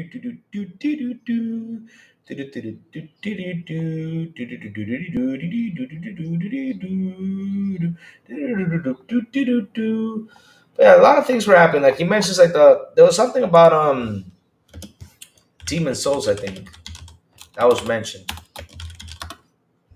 Let's see now. All right, here we go. I found it. So let's share the screen real quick. Let's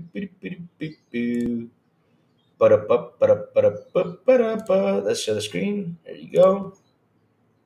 Here we are. So, Nina Bosque says, Aloha, crazy little wonderful gamers. Hope everyone is enjoying their day. Mahalo. Yes, we are. So, yes, we are. We're having fun here. We're having fun just talking conversations about Sony. You know, like always, the news on Sony's just been crazy these days. It's been crazy. From Software didn't want Sony to publish Dark Souls as it was disappointed by how Demon Souls was treated. It came from Software teamed up with Bandai Namco because Sony didn't publish Demon Souls in the West. Damn. From Software didn't want to work on Demon Souls sequel with Sony because it was disappointed with the way the game was handled. Former PlayStation executive Shuhei Yoshida claims. Demon Souls was developed by From Software collaboration with Sony Japan Studio. During the game's development, it was planned that the game would be published globally, but this didn't come to be. Shit. Although these days Demon Souls is considered the first entry in From Software's popular Souls-like series of games, it was said that at the time Sony couldn't see the game's global appeal. Wow, that's a big mistake. That was a big mistake right there. Due to the game's high difficulty and negative early playtest, Sony decided not to localize Demon Souls for an English language release. Instead, in the US, the game was published by Atlas, and in Europe, publishing was handled by Bandai Namco. Speaking of Secret Symbols podcast, Speaking to the Secret Symbols podcast, former SIE president Yoshida explained that Sony wanted to work on the sequel Demon Souls with From Software, but the developer turned it down and instead decided to work with Bandai Namco on what would become Dark Souls. From Software was already working on the sequel, but they were so disappointed with how PlayStation treated them. They wanted to work with them again, but they passed on to it, Yoshida claimed. Sony eventually worked with From Software again some years later with the PS4 exclusive Bloodborne, something Yoshida said he was happy to see. We have huge respect for Miyazaki, and we're able to work with him again. He said Bloodborne is one of his best games. In an interview with Game Informer back in 2012, Yoshida gave more detail on Sony's decision to not localize Demon Souls for the West, admitting that he didn't get the appeal at first. From my personal experience with Demon Souls, when it was close to final, I spent close to 2 hours playing it, and after 2 hours, I was still standing at the beginning at the game. He recalled at the time, I said, "This is crap. This is an unbelievably bad game, so put it aside." Luckily, third-party publishers Atlas in North America and Namco in Europe stepped in and really became a great hit outside of Japan. We definitely dropped the ball from a publishing standpoint, including studio management side. We're not able to see the value of the product we were making. Damn, Yoshida, you made a boo boo there. You made a big boo boo. Because man, you guys should have published in the West. You guys would have racked up a lot of money because what? You thought it was crap? Shit, I mean, let me tell you something about gaming. And this is something I say because a lot of people talk about Demon Souls, Dark Souls being hard games. Nope, I'm sorry, they're not hard. Back in the day with Nintendo. Back in the day with Nintendo, when Nintendo released Sega Genesis and all those games up until the PlayStation 1, those games were really hard.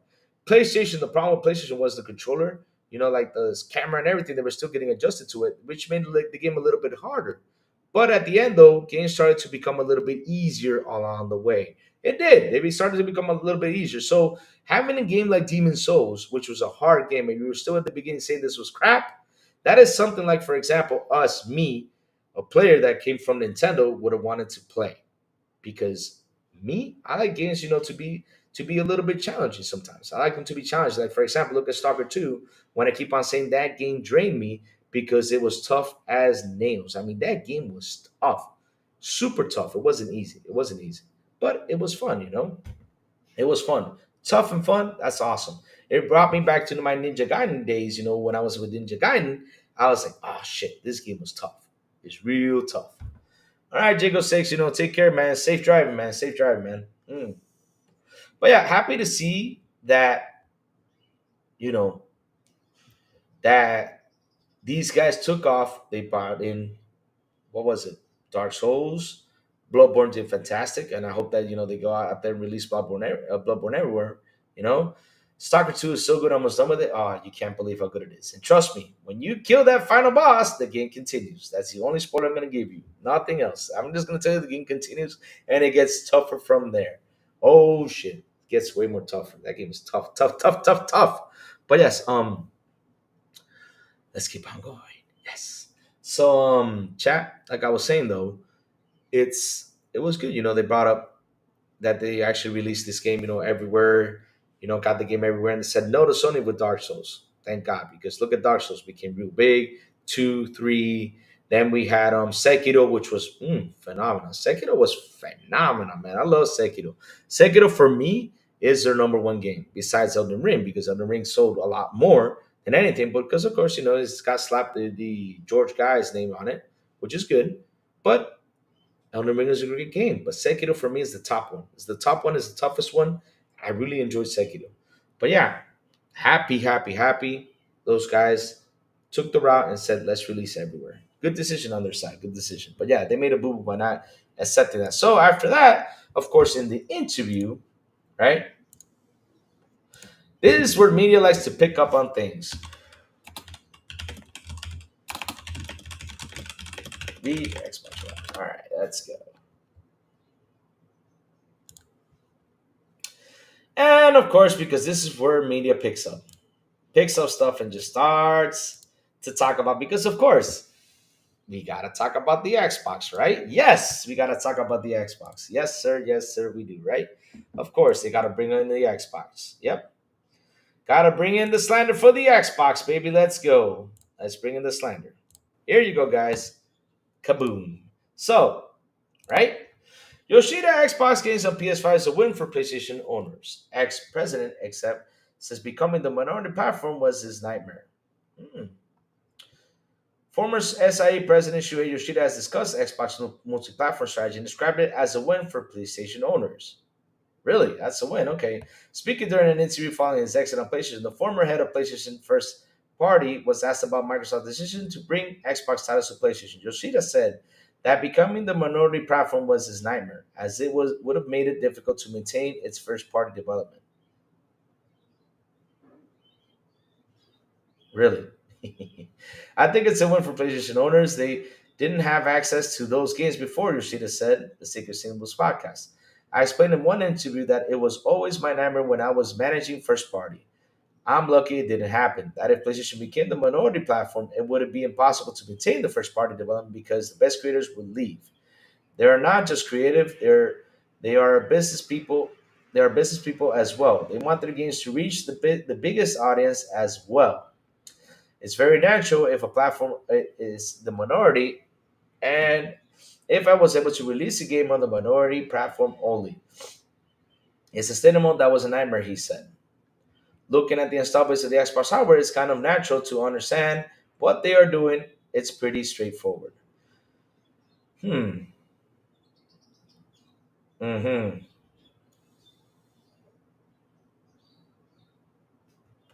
It's been almost a year since Microsoft first announced plans to bring a wave of games to PlayStation and Nintendo Switch in what appeared to be a significant change of strategy, starting with Pentiment, Half-Life: Sea of Thieves, and Grounded. Since the PlayStation 5 versions of Indiana Jones, Doom, The Dark Ages, and other games previously exclusive to Microsoft platforms have been announced for PlayStation, it's been expected that Microsoft will delve further into its back catalog to bring more titles to PlayStation in what is a largely unprecedented move.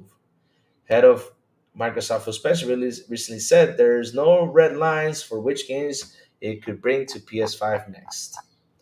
So, sure, I got a question. I got a question. Because this is where it gets me confused, right? Right here. Look what you just said. You said this, but check this out, Shuhei. Let me say something you brought up after this interview or during the interview, right? So check this out.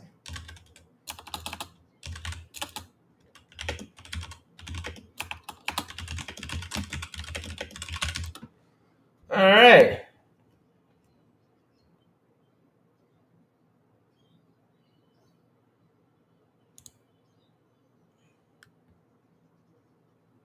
Hmm. So here's the thing, Shuhei, because this is where I find funny, right? When you go into that conversation, right? You go into this one right away. And like I said,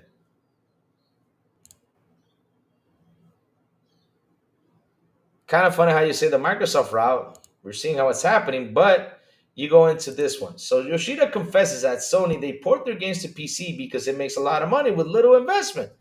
Oh, so they want to make money on there, huh? But the console minority, huh, with little investment, huh? Okay. Sony has begun to release exclusive video games on PC, a strategy that satisfies both players and the company.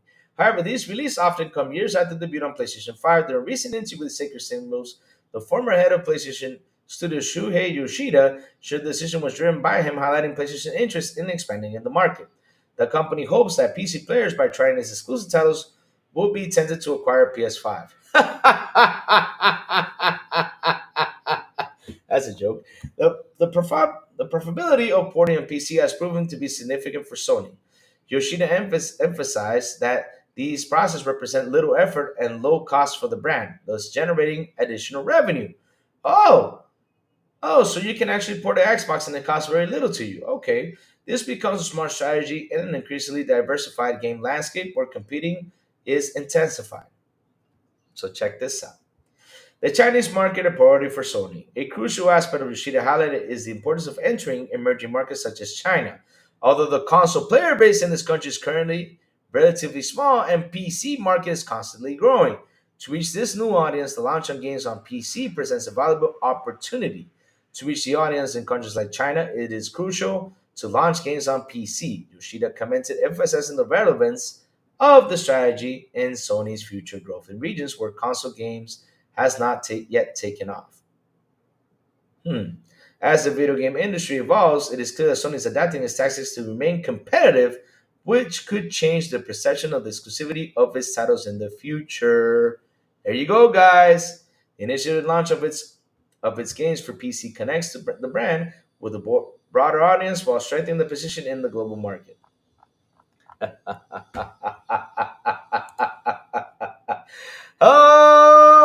Oh, baby. I just love how they go out there and they slander Xbox, but in the end, you guys are doing the same. Interesting.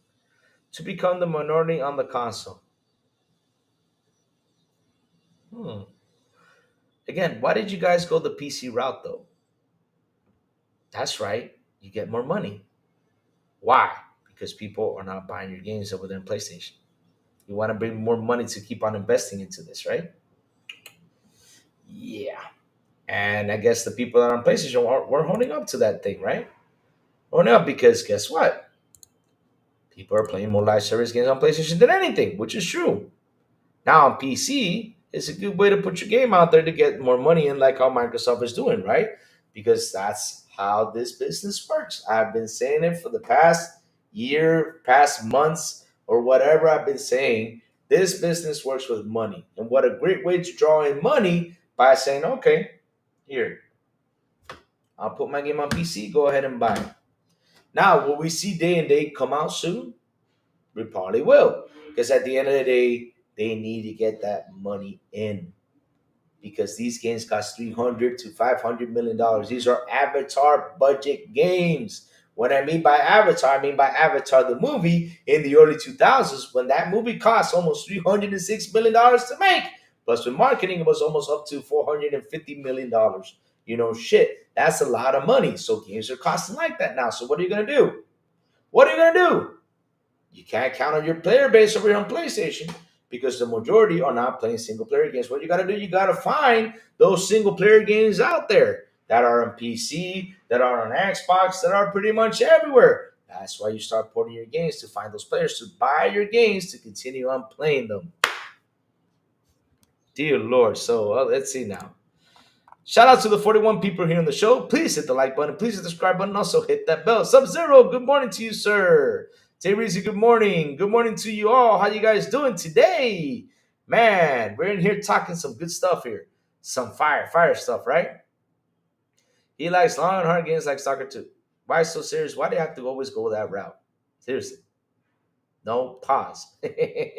I'm 27.5 hours in Avowed and I'm just got to the burning city. That's nice. That's nice. I spent 2 hours in the first area. 12 hours in the first area? Jesus. Dear Lord, I'm literally just walking, swimming, listening for chimes. Damn. I didn't even know they were healing chick until last night.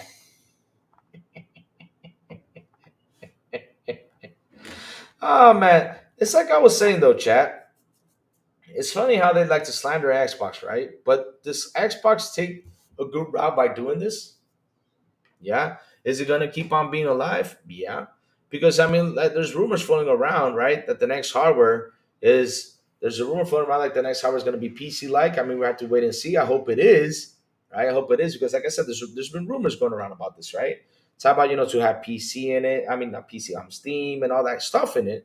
So let's see what's going to happen with the next console. Because at the end of the day, I keep on saying, where can we go with this console next? I keep saying this, right, chat? And for me, what's next on these consoles is where is there to go, like for graphics or power? Okay, we can have graphics and power, which we've been having for like the last 2 generations. And of course they did their job with it. But now it's like on a reset, we sit there and we look at these games on both sides, right? Graphically, they're 99.8% both the same in graphics, right? Pretty much. Sometimes, probably one has more ray tracing or shadows, and the other one, it all depends on what the work that they put in there. That's how it is. You said it, right? So, where can we go next? You know where we could go next with consoles? Is the accessibility to things, for example. Like for me to access GeForce Now, Steam on my console, um, Epic Games on my console. I mean, shit, just one place for me to have the access to everything there is out there. For me, that's a win right there. And have power too. That's a win right there. Can you guys imagine an Xbox with everything? Pretty much a PC. They say, okay, let's join the forces and let's make this thing like a PC, and it will be like the not the most expensive. Like it wouldn't be as expensive as a PC, but it will be there for you just to play games. Oh man, that would be a big hit if that happens, yo. If that actually happens, that you can access your Steam, you can access your Epic, you can access all your libraries on there and have fun, and a handheld too. For 13 hours, the first man kills some 3x skull level creatures by searching everywhere. Oh man, have fun, man. I can't wait to jump into a vow. I'm gonna jump into a bar. I gotta finish Indy first, which I'm having a blast. Like I said, I beat up a lot of people last night. Hell, I was there rape. I was there rampaging it. I was like, "Oh, you guys are coming in this door? Okay, you're gonna get your ass whooped." I got people jumping in with guns. I got people jumping in with stick, man. And throwing rocks at me. I was like, "What the hell wrong with you? Stop throwing rocks at me." But it's fun though. Indiana Jones is fun. I'm having fun. I'm having fun.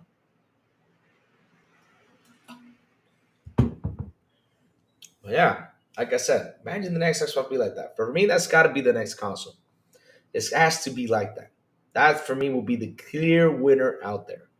That I can access everything that I have. Oh man, that would be amazing. That would be amazing. Not only that, with the Play Anywhere feature, whoo, man, that would be even way better. Play Anywhere. Buy the game on Xbox, I can play it on my PC. No problemo. There you go. What? Just gotta download on my PC and keep on playing, or download it on my gaming laptop, keep on playing, or download it over here, keep on playing. Yes, sir. Yes, sir. Super happy about that. Indie is the first game I've 100% in a long time. Really? Wow. It's too much fun, man. That indie is too much fun. The exploration is fun. Like, the story is great. It's real fun. I mean, I'm having a blast, man. I'm having a blast. Like I said, I had like 50 soldiers in the room, and I was beating them up like crazy. And I love the punching, the whip effect, everything. I love that it has the punch from the movies, the psh punch. And oh, man, it's just great. It's just great. Just great. Great fun with Indiana Jones. Yeah, chat. I mean, like I said, it's interesting. Like, they go out there, they talk about Xbox, right? Because it was so scared about having the minority console. But, dude, the question is, what are we going to do if you have a powerful console out there, right? Like a PlayStation 5, for example. You have a powerful PlayStation 5 console out there with 75 million consoles right now. Okay, your sales are good, right? It gives you the power of being a top notch console. But in the end, though, are you actually the top notch console out there? No, Nintendo's the top notch console with even less power than you guys in sales. Nintendo's the winner out there for console sales right now. That's the truth. Nintendo's number one right now in console sales. PlayStation's number two, Xbox is number three. Now, where did PlayStation make their money these days, right? How did they make their money? And it was from the PC guys. So again, what does that tell you? That tells you this much. Right now, like I said, we just have to sit there and look. It's been for months out there. We've seen that sheet for months. The top 10 play games on PlayStation, it's been more free to play than anything right there. Sometimes an exclusive comes out, it goes to the top, but then it starts to drop down a couple months later. I think Avowed will probably have the same. Avowed will probably be on the top notch for now, but then, down the road, it's just going to start climbing down the road, like in 2 or 3 months, probably Top will be off the list and people will be back playing free to play games. And when GTA 6 hits, it's going to be on the top everywhere for a couple months because I mean, GTA 5 has always been top on top, top 10 playlist. GTA 5 has been. So, like I said, though, people just like to play these games. I mean, the other day when I was at the motorcycle club. I was talking to someone who has a PlayStation, and I said, "What do you play on PlayStation?" He said, "No, I just play GTA and Call of Duty. GTA and Call of Duty. GTA. Those are the only two games that guy played." I said, "You don't have time." He's like, "I don't have time for those single player games. I'm tired of them." He said, "I don't have time for them. I mean, for example, I get home, I put 2 hours in GTA Online, and that's it. I go to bed. I'm happy.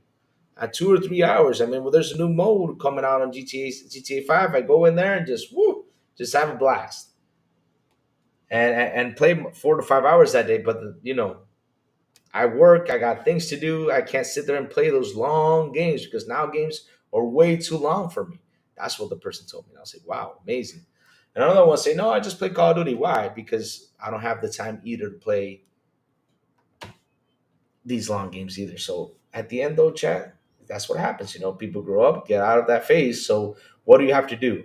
Okay, well, that's two people who were back in the day that used to play those long games. Now they don't play. What do we do? So we just focus on live service games? Okay, let's deliver live service games to get people to hop into it. But how can you make a live service games with so many competitors out there? It's kind of hard to hit. Helldivers was a good hit, but they went out there and blocked 180 countries, which was wrong on their side. But hey, what can we do? In the end, like I said, it was PC that really ramped up the money for PlayStation nowadays, which is funny. It was funny that I saw that. And even Big Cloud did a video on it. Because like I said, people don't like if it's a bad news, like that's because people see this as a bad news. I play Conquer. It's not a very long game.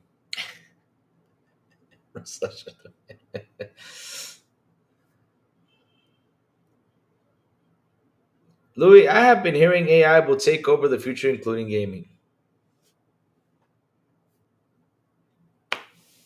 I mean, AI is the thing right now, Mandalorian Martin is going to take over, but in the end, though, it's not going to take over completely because you cannot give complete power to AI. Because if you give complete power and it becomes self-aware, you know what happens, right? We're going to get a movie like Terminator happen in real life, kind of like what Skynet did. It became self-aware and went out there and started to shoot nukes all over the world. Yep, Skynet was really smart machine. And then after that, it created machines, to do what it did.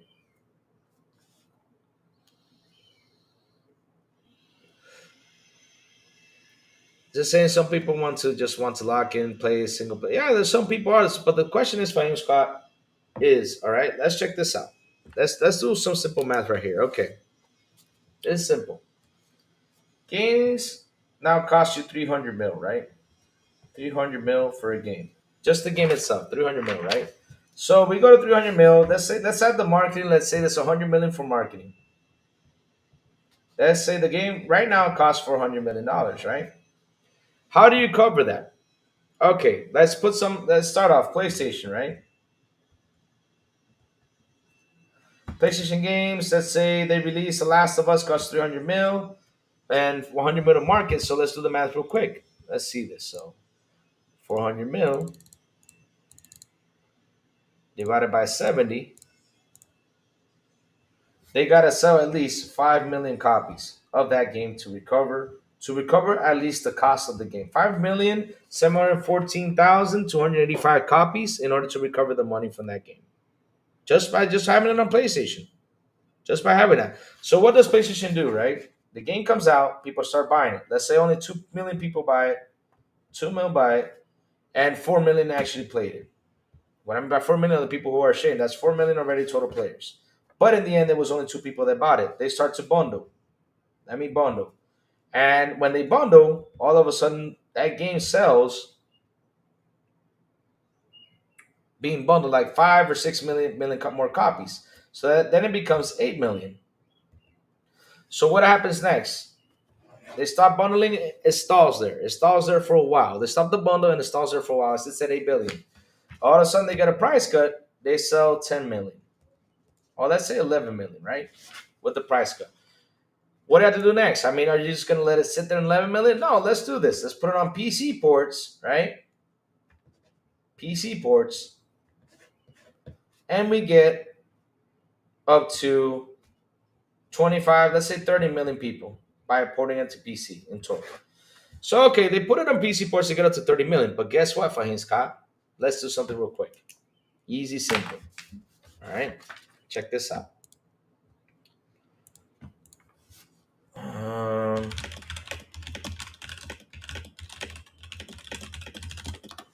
I'm gonna show you a quick math, real quick. Let me write this down.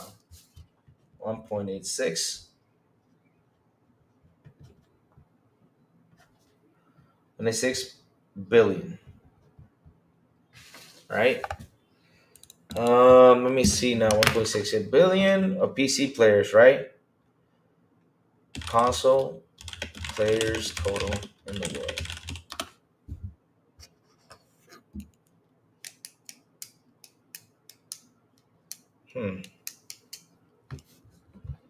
Let me see now. 2.29 console gamers. Well, if you add them all up, yeah. But let me see now how many console players are in total. This. Okay, let me add up the total. Let me see. In the premium gas category, estimated used. Okay, there you go. Xbox has 100 million users globally, 150 million. Let me see.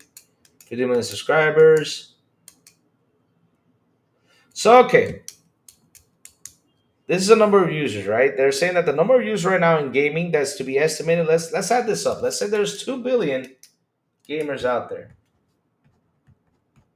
Let's just round it up. 2 billion gamers. That includes console and everything. I did not include the mobile because mobile is adding up to this too. So there's 2 billion console players. I mean, between console players and PC gamers and everything, let's say there's 2 billion out there.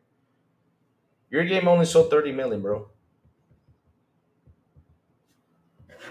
So think about it. 2 billion and your game only sold 30 million? That didn't even do a scratch to it. So if you keep on expanding that game and get it to 100 million, that's actually a great number. But 30 million, to be honest, it didn't even do a dent to how many gamers there are out there, right? There's 2 billion gamers out there. Some of them play solitaire, some of them play this, some of them play that. But like I said, 30 million is a good number to hit, and it brings in more money for them. But by being stuck to PlayStation, right? Like I said, they go to 11 million, 12 million, 18 million, and just leave it there and leave it hanging because the players already played The Last of Us that actually wanted to play that game. It's already sitting there. So you have to expand the game elsewhere to get new players to jump into The Last of Us, buy the game, play the game because they like to play single player games. But like I said, not all of them play single player games. Not all of them. Wait, how would that affect the gaming industry if we relied AI than humans for making games? I think it wouldn't affect nothing, Mandalorian, because the thing is, people are still. The thing is, right? People are scared that AI might be a takeover, but AI needs to be handled by humans, bro. I mean, humans need to sit there and handle this. They cannot say, "Okay, let me release AI out there and get this on the." No, no, no. That's not gonna. Let me just put AI to do the work. No, that's not gonna happen. There still has to be humans to fix the trial and error. That happens with AI. It's like with movies. Movies, I've heard that AI prints out a script and the writer goes in and he looks at the script and he adds more stuff. He uses his imagination to add more stuff. But mm, you can't get mad at them from wanting to make their console shine. But the trick about their console shine is, Fahim, that PlayStation players were stuck to the idea that exclusives what made the console shine. But in the truth of the matter, in the exclusive side of things, that was not the main console shine. The main console shine for PlayStation was Call of Duty. It was a third party game though. That was their main console shine. I mean, they explained to us in the ABK. They told us straightforward. They spit out the truth. Without Call of Duty, PlayStation will be doomed. They said that, not me. They said that. Without Call of Duty, PlayStation will never be the same. You know.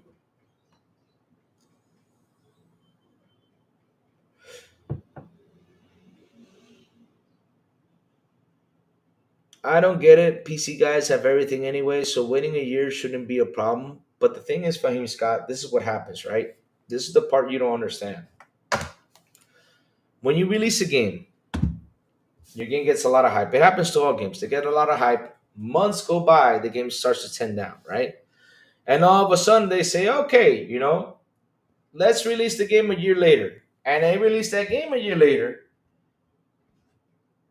And let's say during that year, a big game comes out. Give you an example. Big game would be, let's say Elden Ring 2 releases that time when they release that game. During that time, right? What do you think is gonna happen to that PlayStation game that was released during the time where they could have banked in that game? Well, some PC people might buy it when it comes out, but not all of them because they're busy playing Elden Ring or they're busy playing another big title. So if they can get that opportunity to release the game day and date, bank on it, get more money, it would have been good. You need a robot friend to bring the pizza with pineapple. The reason if I eat pizza and it still be chubby, so I'm trying to lose that weight, man. I'm trying to lose that weight. I'm working it. I'm really working on it to lose weight. Yep. But if they would have released a day and date, they could bank more on it because during that day and date, it's a big spike right there, and that game hits a spike. And trust me, people will be so hyped to get it, but they didn't have to wait a year. They're like, oh, God of War is out there. Okay, I'll wait for a sale. Oh, it's here. Okay, I'll wait because they're busy playing something else. Because that's the thing, though. There are so many game releases. Like, for example, Finding Scott, what is the game that everybody right now is waiting for? Right now. What is the game everybody's waiting for? Me, it's Doom. But of course, I know which is a game that's even bigger than Doom. And everybody's waiting for. What is that game that everybody's waiting for? That big ass game. That is GTA 6. They release GTA 6. No matter what game is out there and they're in that spot, it could be Elden Ring, it could be anything. That's it. I mean, GTA is going to kick their ass all over the place. That's a prime example. So, yeah, I mean, imagine you that they release a GTA DLC while God of War 3 or whatever is on PC. That's it. Oh, you're waiting for Assassin's Creed? Okay, good stuff. But everybody, I mean, chat can tell you. Chat, look, I'll give an example. Hashtag. Okay, let's do a poll. Let's do a poll. You'll see the vote. Watch this. Nah, I won't even do a poll. Just put this. Who's gonna buy GTA Day One? Hashtag yes. Hashtag no. Go for it. GTA 6 Day One. Who's gonna buy it? Simple and easy. Just go for it. Put it in there, chat. You're gonna see chat. You're gonna see more yeses than nos in here. You're gonna see more yeses than nos. It's gonna be hard to see a no. While I'm saying this, Mr. Kima says Elon Musk Hill's building a gaming studio. The Bills game completely by AI. Yep, he can do that. There are some games that are being just built by AI. It just takes a small team, and AI helps them, to build it. But at the end, though, you still need a team to control things because you're not just going to let AI take over everything. There you go. Ozzy Fan 80 says hashtag yes. There you go. I mean, that list is going to be yes, yes, yes, yes, yes. Why is serious? Is not me? Okay. At least one. All right. Fahim Scott says hashtag yes. That's two. See? So, like I said, though, when you got the game out there, bring in the hype, release it day and day on PC. It helps a lot. It helps a lot. And trust me, the people are gonna buy it day one. They will if they enjoyed it. They will gladly pay for it. They will.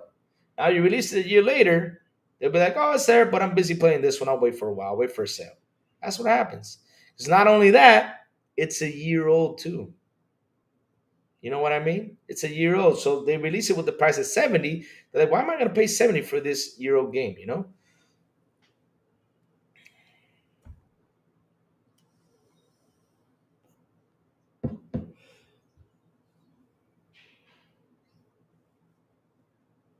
Really? It's GTA though. There you go. See, GTA. Morning Reforge is damage controlling Last of Us Online says the devs dodged a bullet. Good job. Yeah, they dodged the bullet. Yeah. Okay. Yeah, I saw that story, Cubino, and we made a joke. We said that since Yoshida liked it, Herman Ho said, "Nope, I'm canceling this. We cannot let a game that Yoshida likes. We cannot let it." There's been right there 3 yeses already. There's been 3 yeses already. One, not me.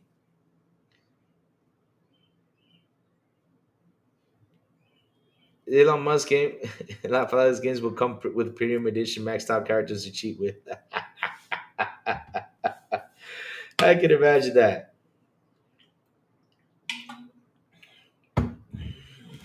Here you go. Let me just put the polls better. Start a Q&A. There you go. I just put the poll. It's easier to vote. All right. GTA 6, day one. There you go. Yes or no? There you go. Easy peasy, beautiful cover girl. All right. There you go. We got it. There's the poll. And see everybody. It's going to be big yeses in there. Well, damn. No one is not going to want to play it. See? Yeah, it's true. No one's not going to want to play it. It's common knowledge, but I like to Xbox isn't doing good because that's the narrative they have instead of wow. Maybe Xbox Series S isn't holding back gaming and Xbox doesn't suck, but not ponies are nope, ponies are dumb. The thing is, David Cohen, they never want to be wrong, even though they're wrong 99% of the times. They never want to be wrong.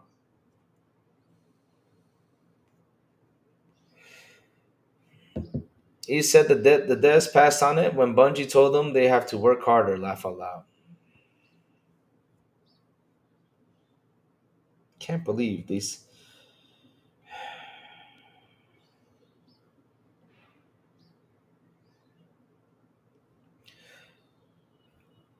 Maybe I don't know. There's 3 games. I forgot to put the maybe in there, but okay. I put the maybe. So no's at 40%. Okay, we got 10 votes. All right. Yes, yes, yes. But the thing is, right, guys, like I said, they're wrong 99% of the times. I mean, if you're a real, like for example, I am Scott is a PlayStation guy, but he's not out here like all they jump in here saying Xbox is dead, they're screwed, they're over, they're all this stuff. He sits there and he talks to us. Brings in good debates. But at the end though, it's not one of those guys that says, "Oh, Xbox is dead." Head to hell with Xbox. Every time I see one of those guys jump in, I'm like, "Oh my god, here we go."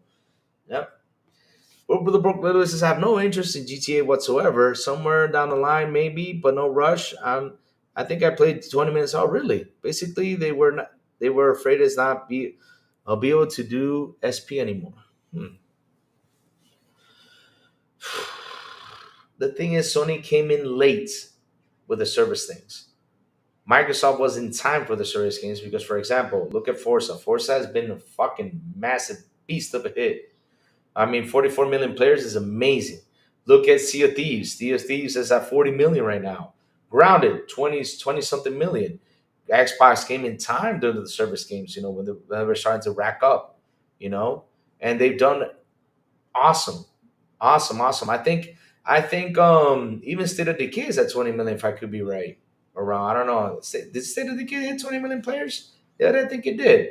But at the end though, they knew how to work it. They did things right. Now these guys came a little bit late, but okay, for example, factions would have been big, because you got a TV show popularity out there and people would have loved to jump into factions. They would have. I don't know why they canceled it. Keep scratching my head on why they canceled. But okay. Um, they cannot say they dodged a bullet because in the end though, the game wasn't released. We did not see the success. Look at, for example, with Demon Souls. They just wanted it to be only Japan. And Front Software said, fuck you guys, we're going to the West. And look at where these guys are at. And Shuhei was like, well, this game is crap, but it wasn't crap. Look how much the West people bought it. Sea of Thieves just dropped season 15 today, actually. There you go. So yeah, I mean they've been working. Xbox has been working for quite some time because look, Sea of Thieves released at the beginning, nobody played it. Nobody played it. Just a couple people played it, but then it started to rack up into popularity. We even have a Pirates of the Caribbean DLC in there. Fucking A. That's huge to get Pirates of the Caribbean. When we saw that Johnny Depp character, and we're like, we're like, oh my God, Johnny Depp is in the game. But not really Johnny Depp, but hell. Jack Sparrow's in there. Yoshida basically crapped on Bungie, laugh out loud. Yoshida crapped on Jim Ryan's time in PlayStation. He crapped on it. And to be honest, Yoshida was right. Because the funny thing is, people don't understand the important. Why do I always say, damn, they cancel all these games? Why people aren't talking about all these canceled games? You should talk about it. Monkey Island was awesome. Yep. Was awesome also. Yeah, there you go. Mm. But Yoshida crapped on pretty much Jim Ryan's time in PlayStation, which I always say that Jim Ryan was not a good leader in PlayStation. He was not. Like 12 live service games. Let's work on that. Do you think that because you really thought with your blockbuster titles? Because the truth of the matter is, your blockbuster titles are good for a good amount of people, but it's not good for the during that time when they showed it for this 96 monthly active users. It's not good for that. It's not good for that. And also, you guys have the data. I don't know why they did not sit down and have the data. Like, for example, how many people completed um what's it called? How many people completed Last of Us or something? You guys have the data on how many people completed Last of Us. You guys have the data on how many people completed God of War. You guys have the data on how many people completed the Spider-Man games, which during the Spider-Man 4 time when it was on PlayStation, I went in there and looked that in the Spider-Man 4 game on PlayStation 4, I mean the Spider-Man 1 game on PlayStation 4, right? Sorry about that. Spider-Man game on PlayStation 4 sold 20 million copies before they did the remaster, right? 20 mil before they did the remaster. Yet only 49% of those people actually sat there and finished the game. 49%. So you had 9 million people finishing the game, and yet there was 11 million people who just tried the game and didn't like it. That's your data right there. For example, look at Marvel Rivals. Look how successful Marvel Rivals was. Why didn't you all release the multiplayer for Spider-Man? That would have been, you would have had 9 million people playing that game. And on PC, well, now you having it on PC, you probably would have had probably 20 or 50. Oh man, you would have had a massive hit with the Spider-Man multiplayer. I don't know why they didn't want to risk it though. So if God of War just came out there, not gonna just drop it over there to cause they want Xbox consoles to shine. Exactly. What do you mean by that? It's a shame that PlayStation isn't giving me a reason to own one, and that's the problem with the ponies. Don't see there's nothing on PlayStation you can play on the superior platform and ecosystem of Xbox. David Cohen, one of the reasons why people, wow, 59% said no. It's crazy. I thought people were going to buy GTA 6 day one. Wow. It's a lot more votes on no. 17 votes say no? Weird. I thought it was going to be yes. Oh, did I put GTRA 6? Sorry about that. Whoops, I misspelled it.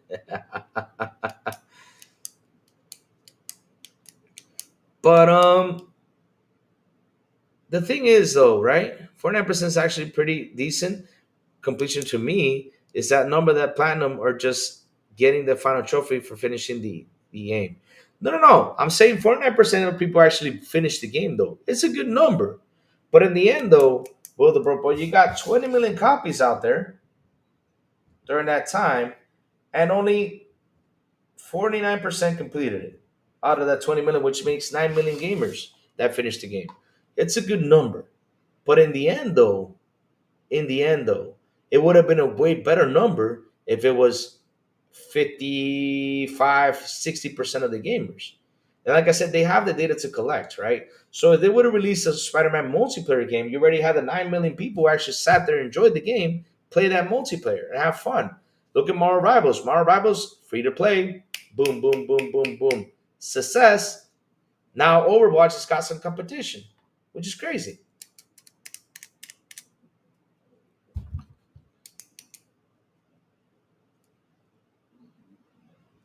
Let me finish this. Wow. 58 said no. Amazing. Nobody's gonna buy GTA 6? Weird. I thought it was gonna be a massive yes. I have one of those copies, but never played the game. There you go. Prime example. See, people didn't look at that game. Prime example. Prime example.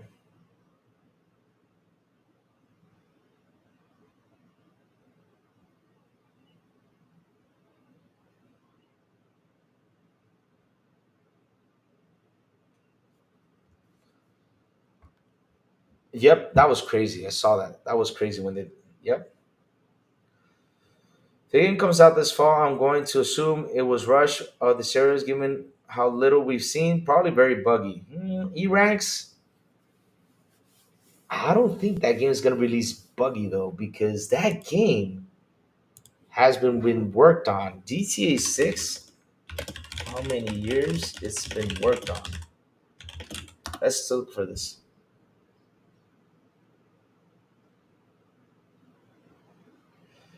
So So the principal development started after Red Dead Redemption 2 released in 2018. So literally these guys since 2018, we got 2018, 19, 20, 21, 22, 23, 24, 25. 7 years working on this game. 7. 7 years. Yep. 7 years working on this game. 7 years because listen, we got to be honest though.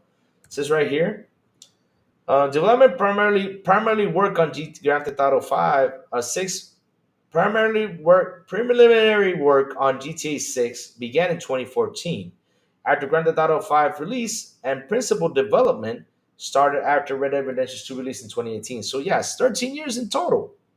13 years, bro. So releasing with bugs, it could all games release with a couple bugs, but it's time for them to release it.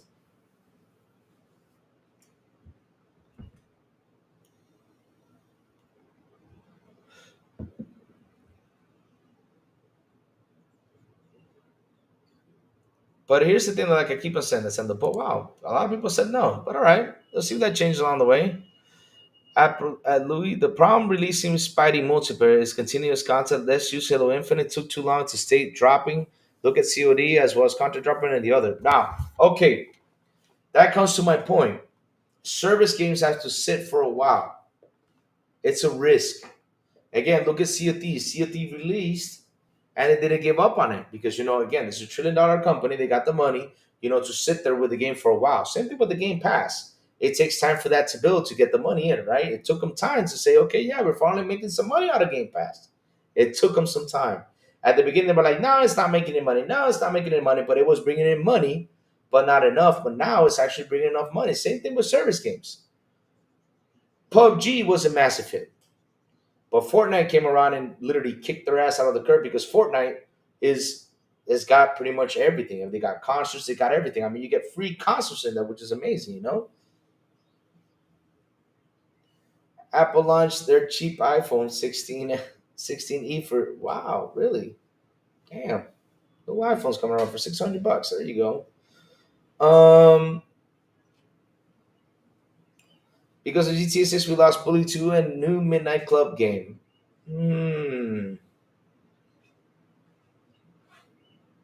I think they were because here's the thing though, chat. A lot of these guys focus in on what makes money, and that's the sad part. GTA really made a lot of money. Not only that, you can have a midnight club race in GTA 5, pretty much. I know it's not the same, but you can have races in there. I mean, people were creating racetracks, bicycle tracks, crazy stuff in that game. It was all those stuff in GTA 5 online is fun. But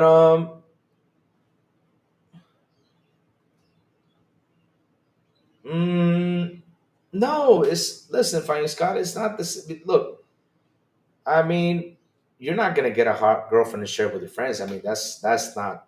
No, no, it's not like that. No, no, no. This is a business, Fahim. This business makes money. You have to make money. Like for example, they saying, okay, all right, let me put this game on PlayStation and also PC is gonna rack up a lot of money because of the hype. Because Fahim, funny story is this, right? And you need to understand this. When you're a console, it's cheaper to buy a console no matter what. Guys are scared of PC players. You cannot be scared of PC players. Not everyone likes to game with mouse and keyboard. That's another one. They can game now with a controller, have access to a controller, but in the end though, when you look at this, it's still cheaper to buy a console because, like even Maurice said it right. Games, when you look at both sides of the consoles, they're 99.8% the same. On the Xbox Series X and the PlayStation 5, they are graphically the same. We are playing the same game, bro. We're playing the same game on Xbox. When I hit forward on my Xbox on Call of Duty in the first map, you hit forward on PlayStation on Call of Duty in the first map. We're hitting forward on the same map. Oh, there's a shadow over here that looks better than the PlayStation. Okay, that's about it. But other than that, we're playing the same game. So at the end, though, right? It's still cheaper to get a PlayStation. Why would I be afraid if PC consumers go out there and get my game day one? Is it going to affect my PlayStation console sale? No, it's not. They actually still believe that. Me, I sit here and said, oh, you think PC players are going to budge? PC's got a lot of games. They're not going to budge to buy your console. So that's why that thing is going to change sooner or later.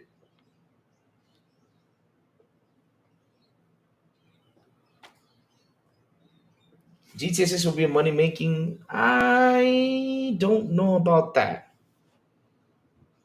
I don't know about that. I mean, Sony can get the market rights. It'll be neat for them, but in the end, though, I don't know because Rockstar doesn't need Sony's marketing. It doesn't.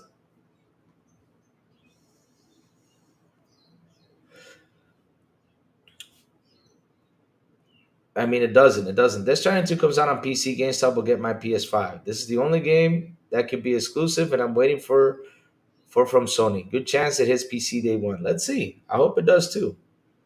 PC will take 2 years after. Just saying you got to know who you're marketing to. Because Fahim, at the end of the day, though, if you're a console player, all right, let's do some math again, right? Nintendo had growth this in the console market this year. They had growth. This is what you call growth, right?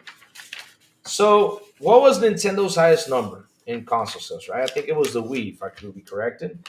The Wii sold 104 million. That was the Wii that sold 104 million, right? That was growth in the console. Wii U sold 12 to 14, I think it was, in 5 years. That's not growth, that's down. Now with the Switch, they grew up to 150 million users. That's growth. PlayStation, right? What was PlayStation highest console sale? Check this out. PlayStation's highest console sale was PS2 with 160 million, supposedly. I don't believe that number, but okay. 160 million, right? That was PS2. PS3 came at 88 billion, so it dropped from 160, it dropped to 80 billion, right? PS4 got up to 120. PS5 now is sitting at 75. Now, if this console generation ends and they beat the 160 million from PS2, then there was growth in console sales. But console sales haven't been growing. Xbox, right? Let's go to Xbox. OG Xbox, I think it sold 20 to 25 million, I remember. Xbox 360, though, sold 84 million. Xbox One sold 60 million. Now the Xbox Series are now sitting at 35 million. So let's see how the generation ends, right? But again, they had one time they grew. Same with PlayStation. PlayStation had growth in PS2 era. Nintendo had a massive growth spurt right here in this generation, which is a good thing. But by the time the console generation ends, right, when you see them in total, it's like how I said, we got to look at the numbers. Let's see if they actually beat the 300 million mark that sells in total. You know, let's see if they did.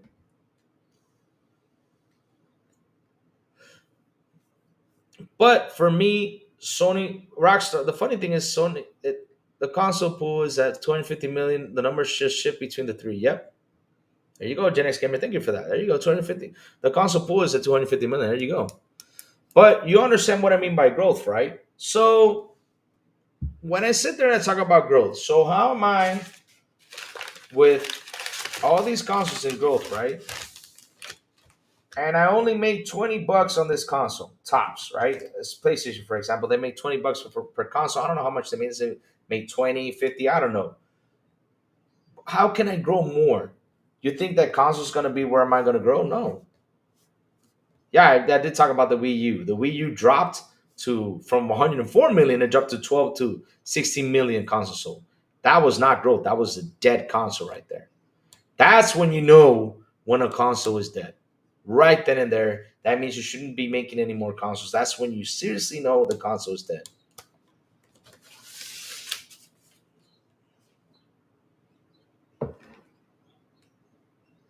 Christian Conservative. What's up, Christian? Welcome to the show. He's asking, is Xbox actually going to make another hardware for next gen? Yes, they are. They said it there. It's even they even said, I think someone out there said that Xbox actually finally greenlit the next console. So it's greenlit. So it's going out there. So yes, they're making it. If it isn't it better if Microsoft is focused on PC? Now, the thing is, right? This is rumor talk. I'm not saying this is 100% true. So this is rumor talk. Again, this is rumor talk. What I'm about to say, it's rumor talk. It's not 100% true, right? This is rumor talk because this is what I've been hearing out there with rumors. So you're saying it should it focus on PC? The next Xbox, if the rumors are true, will focus on PC. It will be PC like. If the rumors are true, it will be PC like. So if it's going to be PC like, right? Like I keep on, like I was talking earlier, can you imagine like the next Xbox? Because graphically, Christian, like I was talking before, with graphics, we're at the top notch with graphics. And if we sit here and we look at the games, right? Um, we we look at the games, right? We've been pretty much like, for example, Gears of War when it releases, we look at it, it's going to be a graphical improvement. But would it play the same? It probably will as the old Gears of War. Would it have some improvements? Yeah, it will. But graphically, when you sit there and you look at Gears of War 360 versus Gears of War now, you're like, well, it's pretty much it looks kind of like the same, except for with better graphics, right? And better movement and better stuff, yeah. Right? So with graphics, we're at the top notch. So with what should the next console be? And how should it be? Like the next console should be accessibility to everything, giving me access to everything. I need access to everything. Access to Steam, access to Epic, access to GeForce Now, access to Boosteroid. That's what the next console should be. For me to get access to play everything in just one box. And at the price for, let's say, 600, between 500 and $700 being too expensive. Because for power, we all know they bring in the power. They do.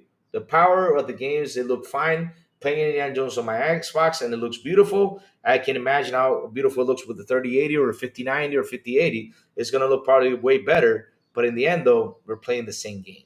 It's just, it is what it is. So if the next Xbox is like PC like, we got a banger in there, guys. For a good price, shit. I mean, I will see a lot of PC players saying, "Oh shit,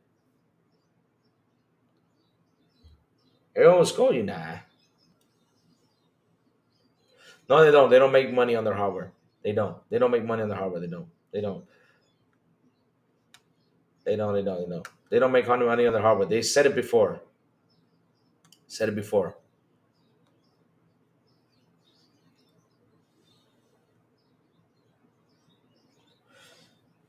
They won't. I mean, they don't. They don't make money on their consoles. They said this before. They don't make money. But Christian, what is interesting though? This is what's interesting. Let me show you this. Right. I'll show you this so you guys can understand this. So, check this out.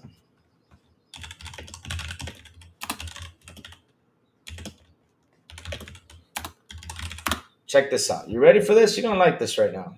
I showed this before. Let me show the screen real quick. So here's what's funny, chat. Imagine that you're only at 35 mil with consoles, but look how much it brought.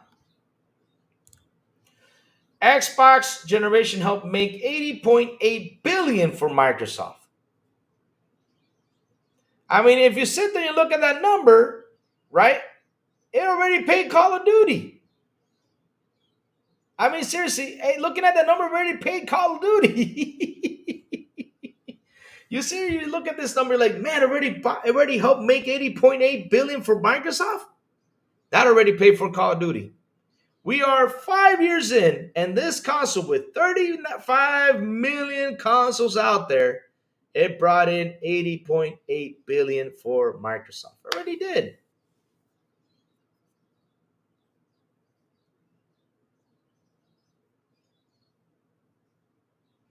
Already did.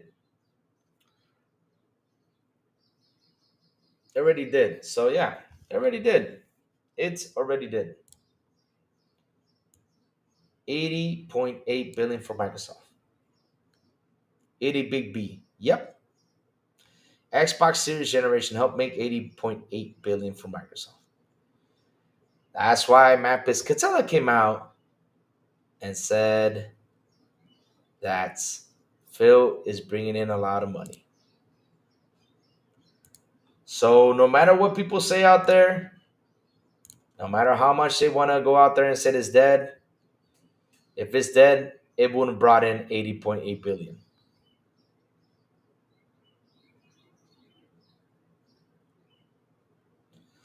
Let's be honest, this is more money than PlayStation. I'm a PlayStation fan. I like Xbox. Yeah. I mean, look, there's nothing wrong with you being a PlayStation fan. Look, everybody's welcome here. I keep saying there could be Nintendo fans in here. There could be PlayStation fans. Sometimes they get mad at me or some things I say, but Xbox isn't dead. They just can't catch up. On console sales, they can't catch up. But bringing in the money though, because at the end of the day, though, Christian, right?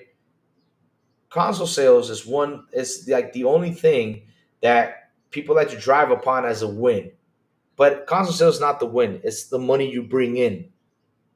That's the big win, is the money you bring in. So if Xbox already brought into Microsoft $80.8 billion, that's a win right there. Now, if the Xbox Series only brought, what is it, 10 million or 80 million, right? Not billion, million, then I'll say there's a problem.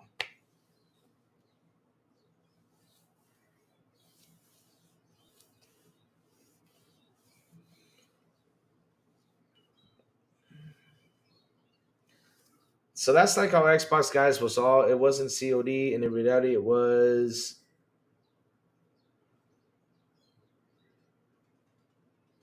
Yes, sir. Xbox makes more in software than the consoles, and the only major. Well, here's the thing though, Kubini, because Xbox is not afraid to expand. Xbox is not afraid to show. They're not afraid to. They're not afraid to say, okay, well, you don't want to come join my console, no problem. Um, you don't want to come on my console, no problem. But hey, buy my game, or or play my games on cloud, or play my games over here. Or, hey, do this. You don't have to come buy my console, because at the end of the day, I don't make money on my console. I don't. Now, where do I make my money on? On the content, on everything I have.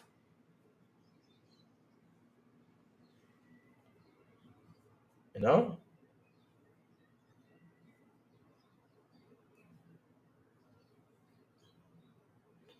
Exactly. True forgot Microsoft will be done to abandon consoles. The only real difference between console and PC is fidelity and a huge price tag for a PC. There you go. See?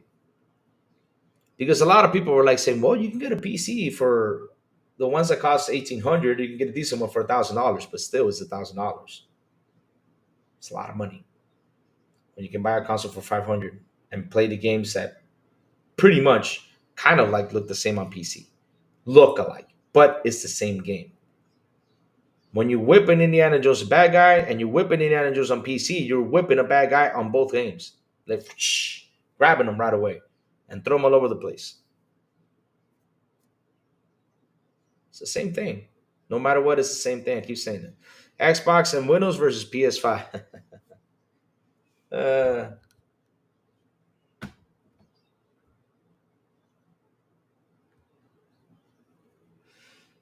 you gotta calm down. Aussie fan, let me tell you something.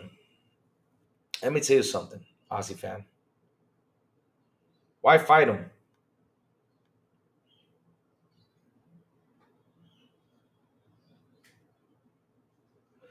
I think I might buy an Xbox for the first time. Is it true that the Xbox Series S is very powerful? I always love PC, and I'll give an Xbox a chance.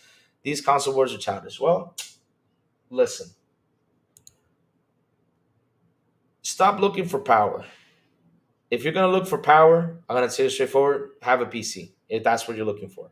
Now, if you're looking to save money and play the game the same way you're playing it everywhere, go get yourself an Xbox. That's the only thing I keep on telling people. I don't know why people don't own an Xbox. They are so stuck on their ego by saying, "Oh yeah, we got this over here. Oh yeah, yeah, this game looks way better over here than on Xbox." Okay, but why? Because a frame dropped for 5 frames drops. Are you going to actually see it on your television when they drop? No. Now, if it goes down to 10, you feel it. But 5 frames drop, you're actually going to what? Oh, the resolution is a little bit better. But hey, I got a question. When you punch the bad guy Indiana Jones on Xbox and you punch the bad guy on Indiana Jones on PlayStation, didn't we punch the bad guy at the same time? Yes, we did. It's the same game.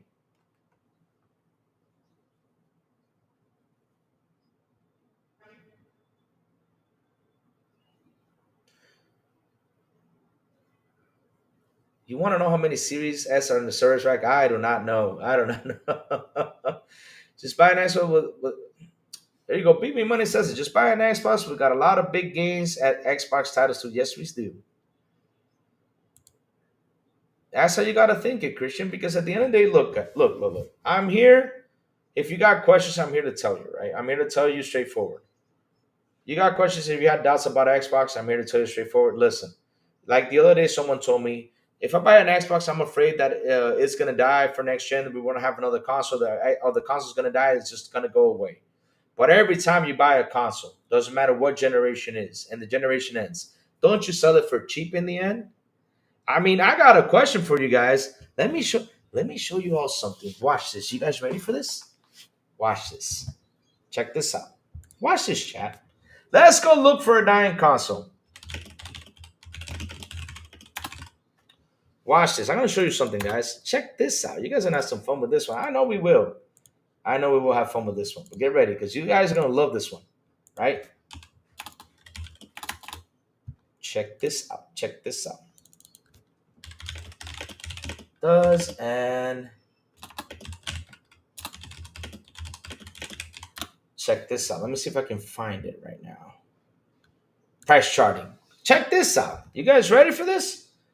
You guys ready for this? Let me show you all a dead console. How much it costs nowadays. And this is what you guys are worried for? Look at this. This is a prime example. This is why you shouldn't worry about things. All right, let me switch the screen real quick so I can show it to you. All right. This is a console that died many years ago. It sucks that it died. We were sad about it, but look at this. A Dreamcast loose price is $127. A complete price is $166.31. A new price is $300. Graded price is $2,900. Box only price is only for the box is $50, and manual only price is 15.83.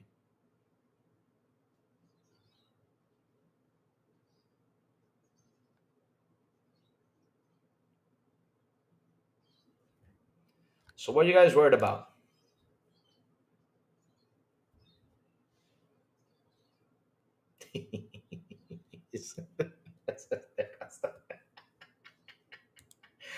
Oh God, you guys are throwing. So what are you worried about? This is why I said you shouldn't worry, because at the end of the day, if you're gonna lose it, if by the time the generation ends, you usually sell the console for real cheap for 100, 120. It doesn't matter. It doesn't matter. But I give you a prime example about a dead console right there. Oh Lord, right there.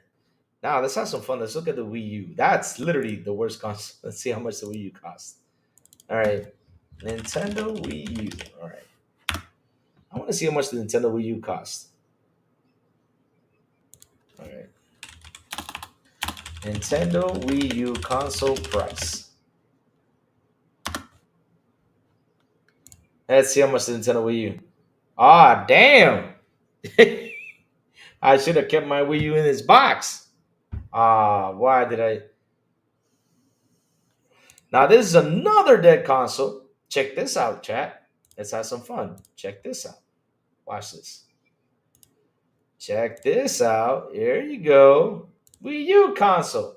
Look at this. Loose price 131.38. Complete price 147 bucks. New price, right? 412 bucks. Graded price 454 because it hasn't aged well. Box only 41.98. Manual only 36.82. So there you go. What are you guys scared about?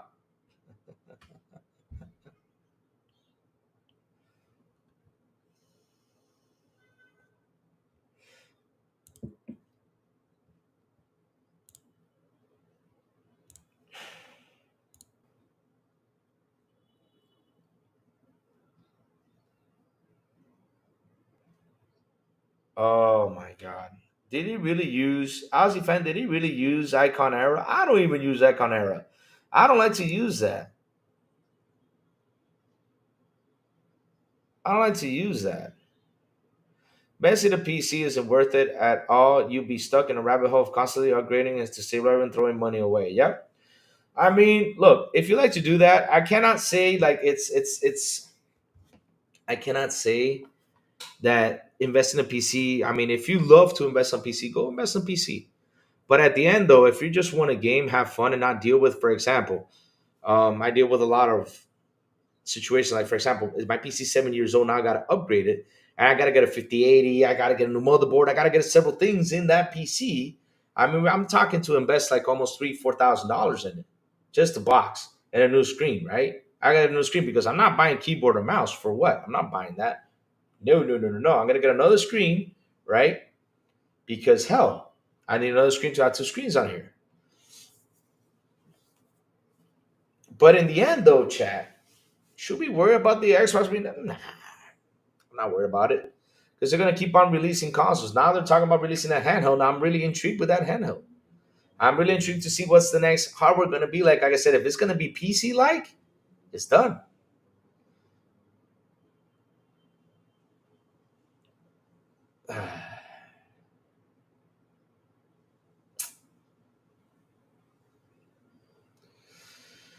Now look up the Neo Geo life. Oh, Neo Geo, West Davis. Oh Lord, that costs a lot of money because I wanted to buy a Neo Geo. Oh, I closed the window. Shit, my bad. Whoops.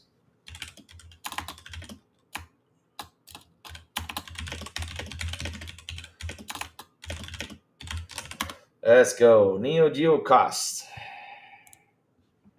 Those things can come up mad expensive. You got the CD system. Isn't it? That's a CDZ. Shit, that thing. Neo Geo cost loose 433, complete price 719, new price $2,000, graded 2,200, box only price 287, manual price only. I'm telling you, Neo Geos are expensive, bro. They are expensive. Let me see the CD system. This is a CD system. Yeah. Okay, that's another one. There's so many out there. I have last hope on Assassin's Creed Shadow. Hope so good. Nah, don't lose hope on Assassin's Creed. Let's go ahead and play it. Let's have fun.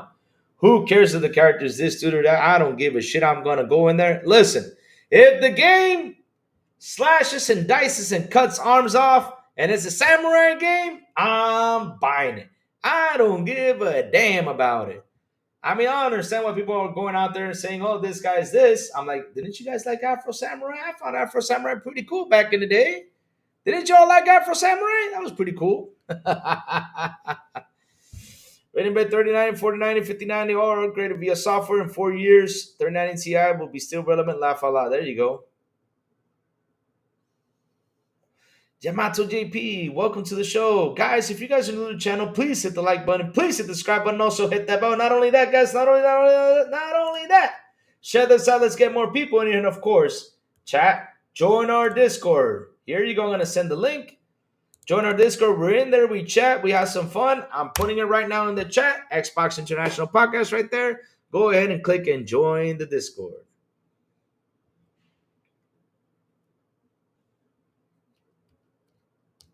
Ozzy fan, just take it like a grain of salt. Don't get mad. Just have fun. Just have fun. Have fun, Ozzy fan. Don't take it. That Ruben is not console warring in here.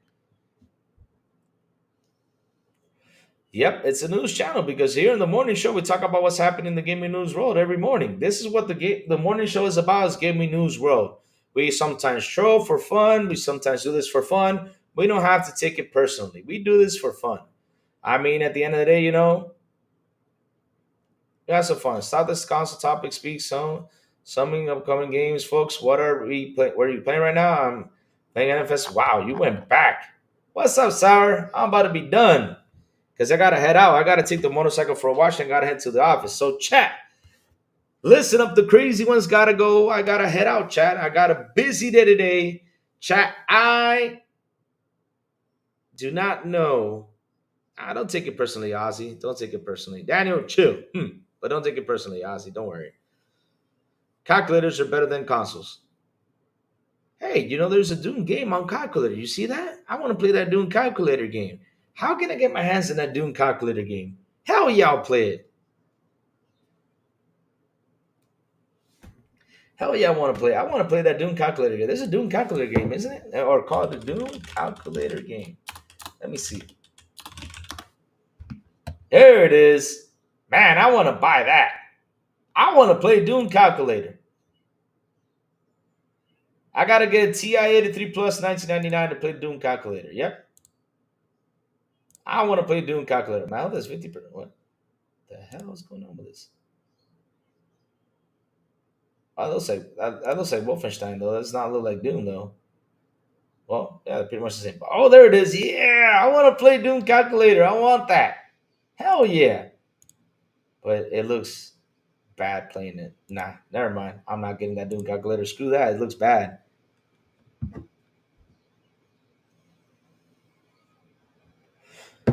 Let's see now. So, Chad, listen up. The crazy ones gotta go. I gotta go take the motorcycle for a wash. Take that motorcycle for a wash, and I gotta head to the office because tomorrow, guys, I do not know I'll be on because I'll be traveling tomorrow for the weekend.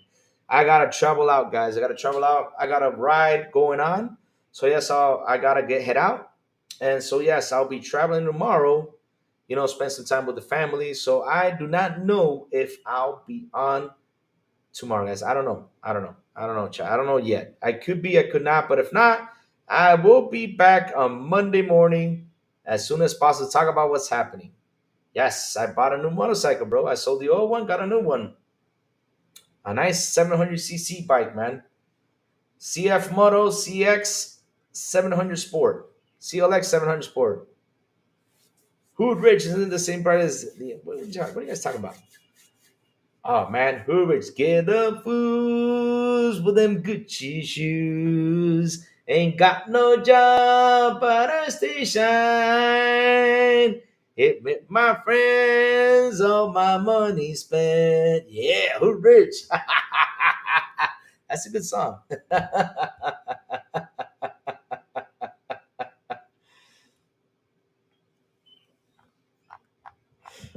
Hmm. But yeah, guys, join our Discord. Again, join our Discord. Join our Discord. Join our Discord. Yeah, so I'll be heading out tomorrow and on Monday, I'm gonna give you all some exciting news, man. I'm happy for this weekend. I had some fun. I had some fun. Let's go, let's go, let's go, let's go, let's go. Yes, sir, yes, sir. Cause I stay shine. There you go. Finally, someone gets the reference. Oh man, bro, who doesn't? I mean, I grew up during that time, man. That's a good song. That's a good song. Will the Broke Boy Lewis became in the comic class. Welcome to. Oh, thanks for that, Will the Broke Boy. That is awesome. Thank you for that, brother. Fantastic. He became a member. Awesome. Awesome. We got to do some more stuff with our members, Sourblow. We got to plan something for our members, man. Have some fun with them. Hmm. Thanks, Danny Room. But what you all been playing? I was like I said, I started playing Indiana Jones, having a blast, having a blast. Oh, did you get a new moped? No, I gotta see it. I got a 700 Sport. Let me show it to you guys. This is my bike.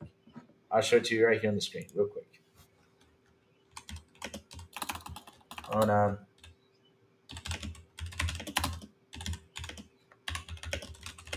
I'll show you my new bike, guys. I'll show you my new bike real quick. This is my bike, guys. This is what Crazy Louis bought. Man, hey, is that? Hey, I'm about to sue, guys. Sourblow, get us a lawyer. Hurry up. Get us a lawyer, Sourblow. We need a lawyer right here, Sourblow. We have a problem right here, right now. We seriously do. Check this out. Check this out. Hey, they're using my picture over here? Nah, hell no. Hell no. I mean, dude. Say they took a picture of me and put it on the motorcycle. Watch this, watch this, watch this. Get my lawyer, Sourblow. Get him, get him. No, I'm just playing. That's not me. But yeah, that's my bike, guys. This is my bike, the one I bought now. I sold my bike for a really good price. And this is what I got, guys. Right here. CLX 700cc Sport. Wait a minute. There it is. Look at this. This is the same color right here. I got the same white one right here. Right here. Same model right here. This is my bike, guys. Right here. It's a nice naked motorcycle. 700 cc's, real comfortable. I've been taking it for a ride. I gotta get it's a 693cc liquid cooled, really nice bike. LED lighting, chassis. It's beautiful. It's beautiful. Brakes are Brembo too. They are Brembo brakes. And you guys want to laugh? So I sold my bike for a really, really good price. And I didn't have to look for money to buy this one. Hey. No, it's not. No, it's not. Hey. No, it's not. No. And if it is, if it is, if it is, hey, there's a dude right there. There's a dude right there sitting on the motorcycle. There's a dude right there.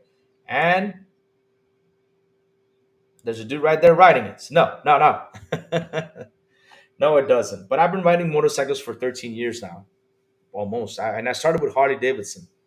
And my first bike, you guys want to laugh? You guys want to see the color of my first bike? I'll show you the color of my first bike. You guys gonna laugh at this. So yeah, that's my first. This is my third bike now. So yeah, I sold my bike for a pretty good price, so I didn't have to get money to spend in the new bike. I didn't too. Nope. I sold it for $7,800. 7.8. The Harley Davidson. So I'm gonna show you the color of my old bike. You guys ready for this? On my first motorcycle, which I have a piece of it right here. So chat, come here, camera, follow me. We're sitting down. All right. This was the color of my first motorcycle. Yep. It was a Titan Gecko pink motorcycle. I got the Titan Gecko because it was a 1,600cc motorcycle. Powerful, nice, but not that comfortable. For long rides, hell no. It wasn't a comfortable bike. It wasn't, but yes, this is the first time. Yep. Now, this piece, what you do is you put it on this piece was part of the cooling system. But I didn't like it though, because it just didn't hold up. I didn't hold up. You don't need this for the cooling system. It didn't hold up. And not only that, it always fell. And he custom made this to the motorcycle. It didn't need it. So I'll show you my first motorcycle, which was a 1998 Titan Gecko. Let me go look for it. So you guys can see, I think there's a color of design on it. Let me see if I can find it. Let me see.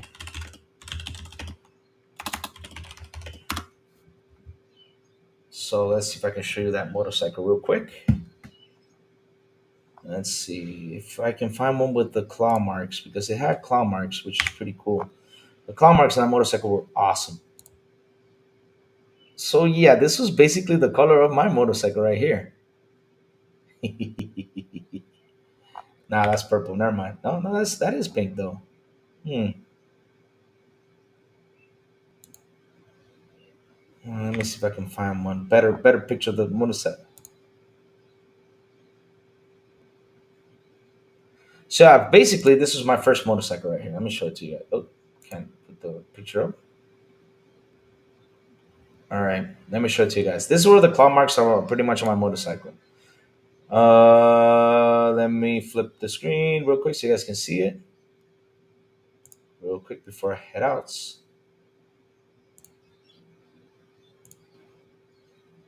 But that was basically my first motorcycle, that yellow one right there. I don't know if you guys can see it. It was a yellow one with the claw marks. Wait, oh, they're not showing you the screen. Oops, sorry about that. But it was basically this one. This was pretty much my first motorcycle right here. It was like that with the claw marks in it, but it was pink. It was basically, hold on, let me show it to you guys. It was basically this pink right here. That was basically the pink color to it right there. That was basically the pink.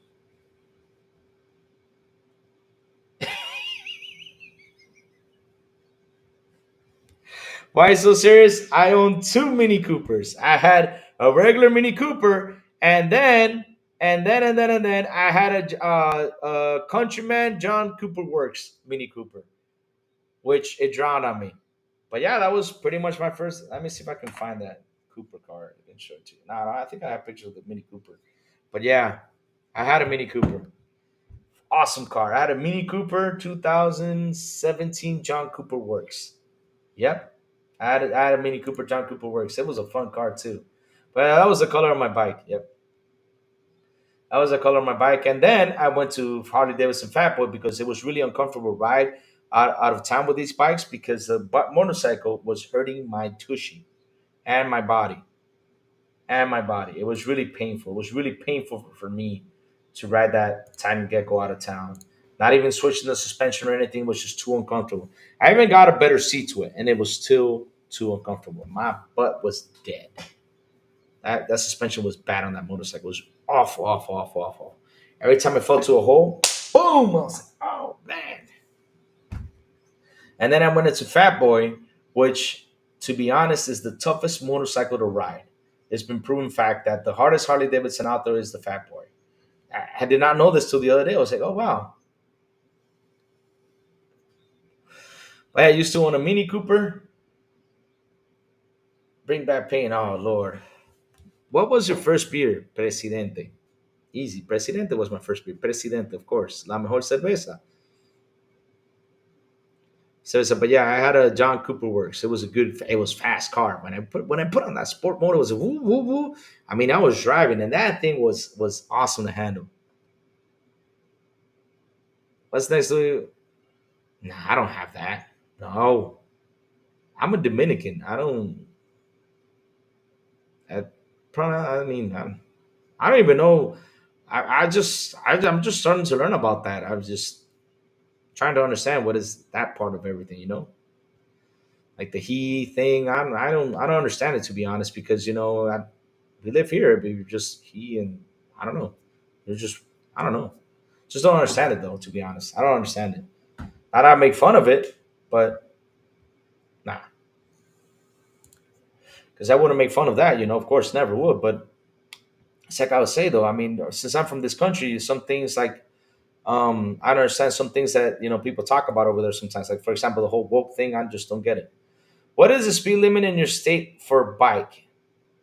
Down in the room, I don't know where you live at, but here there's no speed limits. You just drive, and of course, if you see a police over it's close, you just slow down for a bit. But no, there's no speed limits here, to be honest. Though people can drive like crazy, but I don't recommend you drive like crazy. You drive to take care of yourself. For the bike though, I can go super fast, but in the end, I do not want to go super fast on the bike. Never. That is the most dangerous thing you can do on a motorcycle. It's scary. I would never do that. Like for me, top speed on a motorcycle is 120, 130. Doesn't matter what bike it is. 120, 130 is more than enough. I like to enjoy my ride peacefully. I don't need to yeah, let me be this dude. Let me drive. Let me lay down on the curb at full speed. Like I have seen a lot of people laying down on the curb on a full speed. And all of a sudden, when they take that curb because they feel like they're alone, they don't see a hole up front, and their bike goes bloop, and just you fall off. So it's better, to take curves at a good speed, not be surprised. You don't have to lean down and be like, "Let me lean down." Yeah, no, you can speed here as much as you want, but I don't recommend you speeding because there's always something that comes up. Like sometimes when I'm in a motorcycle, I gotta make quick decisions. Like the other day, we went out for a ride on a Sunday. We went out. We went out on a Sunday, and all of a sudden there was a car. because right now we have a Bluetooth. I got Bluetooth on my helmet, right? Here it is. This is the Bluetooth. It's called Cardo. This is what I'm using. So we were interacting with each other through via Bluetooth, and we were talking. We're like, "Hey, yo, what's up?" And the guy was in front of me. I said, "No, you go ahead. I'll follow you. I don't like to be up front. I always let the other person be up front." He told me, "Well, there's this car stuck here." And listen to this. The car, what it did was it stopped, and this is highway, right? This is highway. He stopped in the highway just to go in because he missed his exit to the highway. He missed the exit. So this guy literally stopped in the highway while cars were speeding 100 kilometers per hour, which is 60 miles per hour. They were speeding 60 to 70 to 80. That's why you can't speed. Because that dude that was just sitting there would have caused an accident. When I saw that dude up front, I said, oh, damn. I had to slow down. And I thought it was a car that was stuck, but it wasn't. You know what he did? After I drove by, he took his exit. I was like, that SOB. He would have killed some people. They don't care. And sometimes when I'm in a motorcycle, when I'm going to, let's say, the missus place, it's a pretty stretched road, so it's two ways, right? So sometimes there's cars because they see a motorcycle. Oh yeah, let me exit out, and I'm in my lane, and so I have to get off the lane to let this asshole go by me. Literally go off the road to let this asshole go by me, because if not, he's gonna come smash me. I'm not gonna play chicken. So I gotta get off the lane, slow down, just in case he decides to jump on me. Because I don't jump off the bike. He can take the bike if he wants. He wants to break it, break it. It's yours. But he's not gonna kill me. I'll jump off the bike. Screw you. I ain't gonna die for you. I even slow down when that happens. When I see those cars coming up, I slow way down right away, way down. I don't joke around with that. I slow way down. So yeah, you gotta, because on a motorcycle you gotta think defensively all the time. You can't think like, oh yeah, I'm here offensively. Let me go out there, let me speed this sucker. No, go slow. Enjoy. Errors, yeah? Errors, yes, that's true. So chat, like I said, I've been playing Indiana Jones and having my fun. So chat, thank you all for hanging out with me today. You guys rock, you guys are awesome. Really love you guys to death. I really have a lot of fun with you guys here on the show. Seriously, you guys are cool, man. Seriously, I do. Thanks for the memberships, super chats, and everything. Again, love you guys to death. I really do. I really do. So chat, hit the like button, hit the subscribe button, and also hit that bell so it can tell you when XBI content comes on. And guys, have a beautiful, and an awesome Thursday, and also Friday and a weekend, just in case I do not come on tomorrow morning. And as always, now I'm Dairy. It's really good. I'm still at the Vatican looking for stuff. And as always, I will see you all in. If I'll go over 5 or 10 over, if you go 15 or more over, the cops will throw you in jail for speeding that much. Yep, crazy stuff. I will see you guys on the Xbox International Podcast at 7 p.m. ET with Sourblow, the Big Plume, and Silent Cypher on Wednesdays right here on this very same YouTube channel. On Fridays, if they invite me, if they don't, XPI en Español with Elvis, Metal Berserker, and Aliencita. Sourblow at 10 p.m. Eastern. He has a show. He's going to give his first impressions in Mystic Fragments. So, sorry if you can drop the link below so people can subscribe. With Mystic Fragments, he's going to give his first impressions about a vow. Yeah, there you go. 10 p.m. Eastern, Sourblow channel. Let me see if I can find it to drop it in real quick so you guys can subscribe to it. So here's first impressions of Mystic Fragments. And also, if you guys have questions for the magazine, that would be a good time to ask him about it. Let me drop the channel here, the link to the channel. He had a what if with Purple Haze, which is pretty good. 114 views. That's good, man. That's a good thing.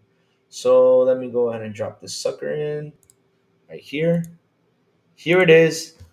Drop it in. And last but not least, guys, also our Discord. Remember, guys, join our Discord. Let me throw you the link again before anything, so you guys can hop in and join our Discord for fun conversation and awesome stuff right here. Here it is too. The first one is for Sourblow's channel, and the second one is for our Discord. And last but not least, Good morning with Crazy Luke Gaming. You can find me through Mondays and Saturdays when I sing the signal out over there on Twitter, on Discord, or on YouTube. And that's why you gotta hit that bell so you can know when the crazy one comes on to talk about what's happening in the gaming news world. Have a beautiful, awesome day, y'all. And I will see you, if not tomorrow morning, on Monday morning on Good Morning with Crazy Luke Gaming. Bye, y'all. Have an awesome one.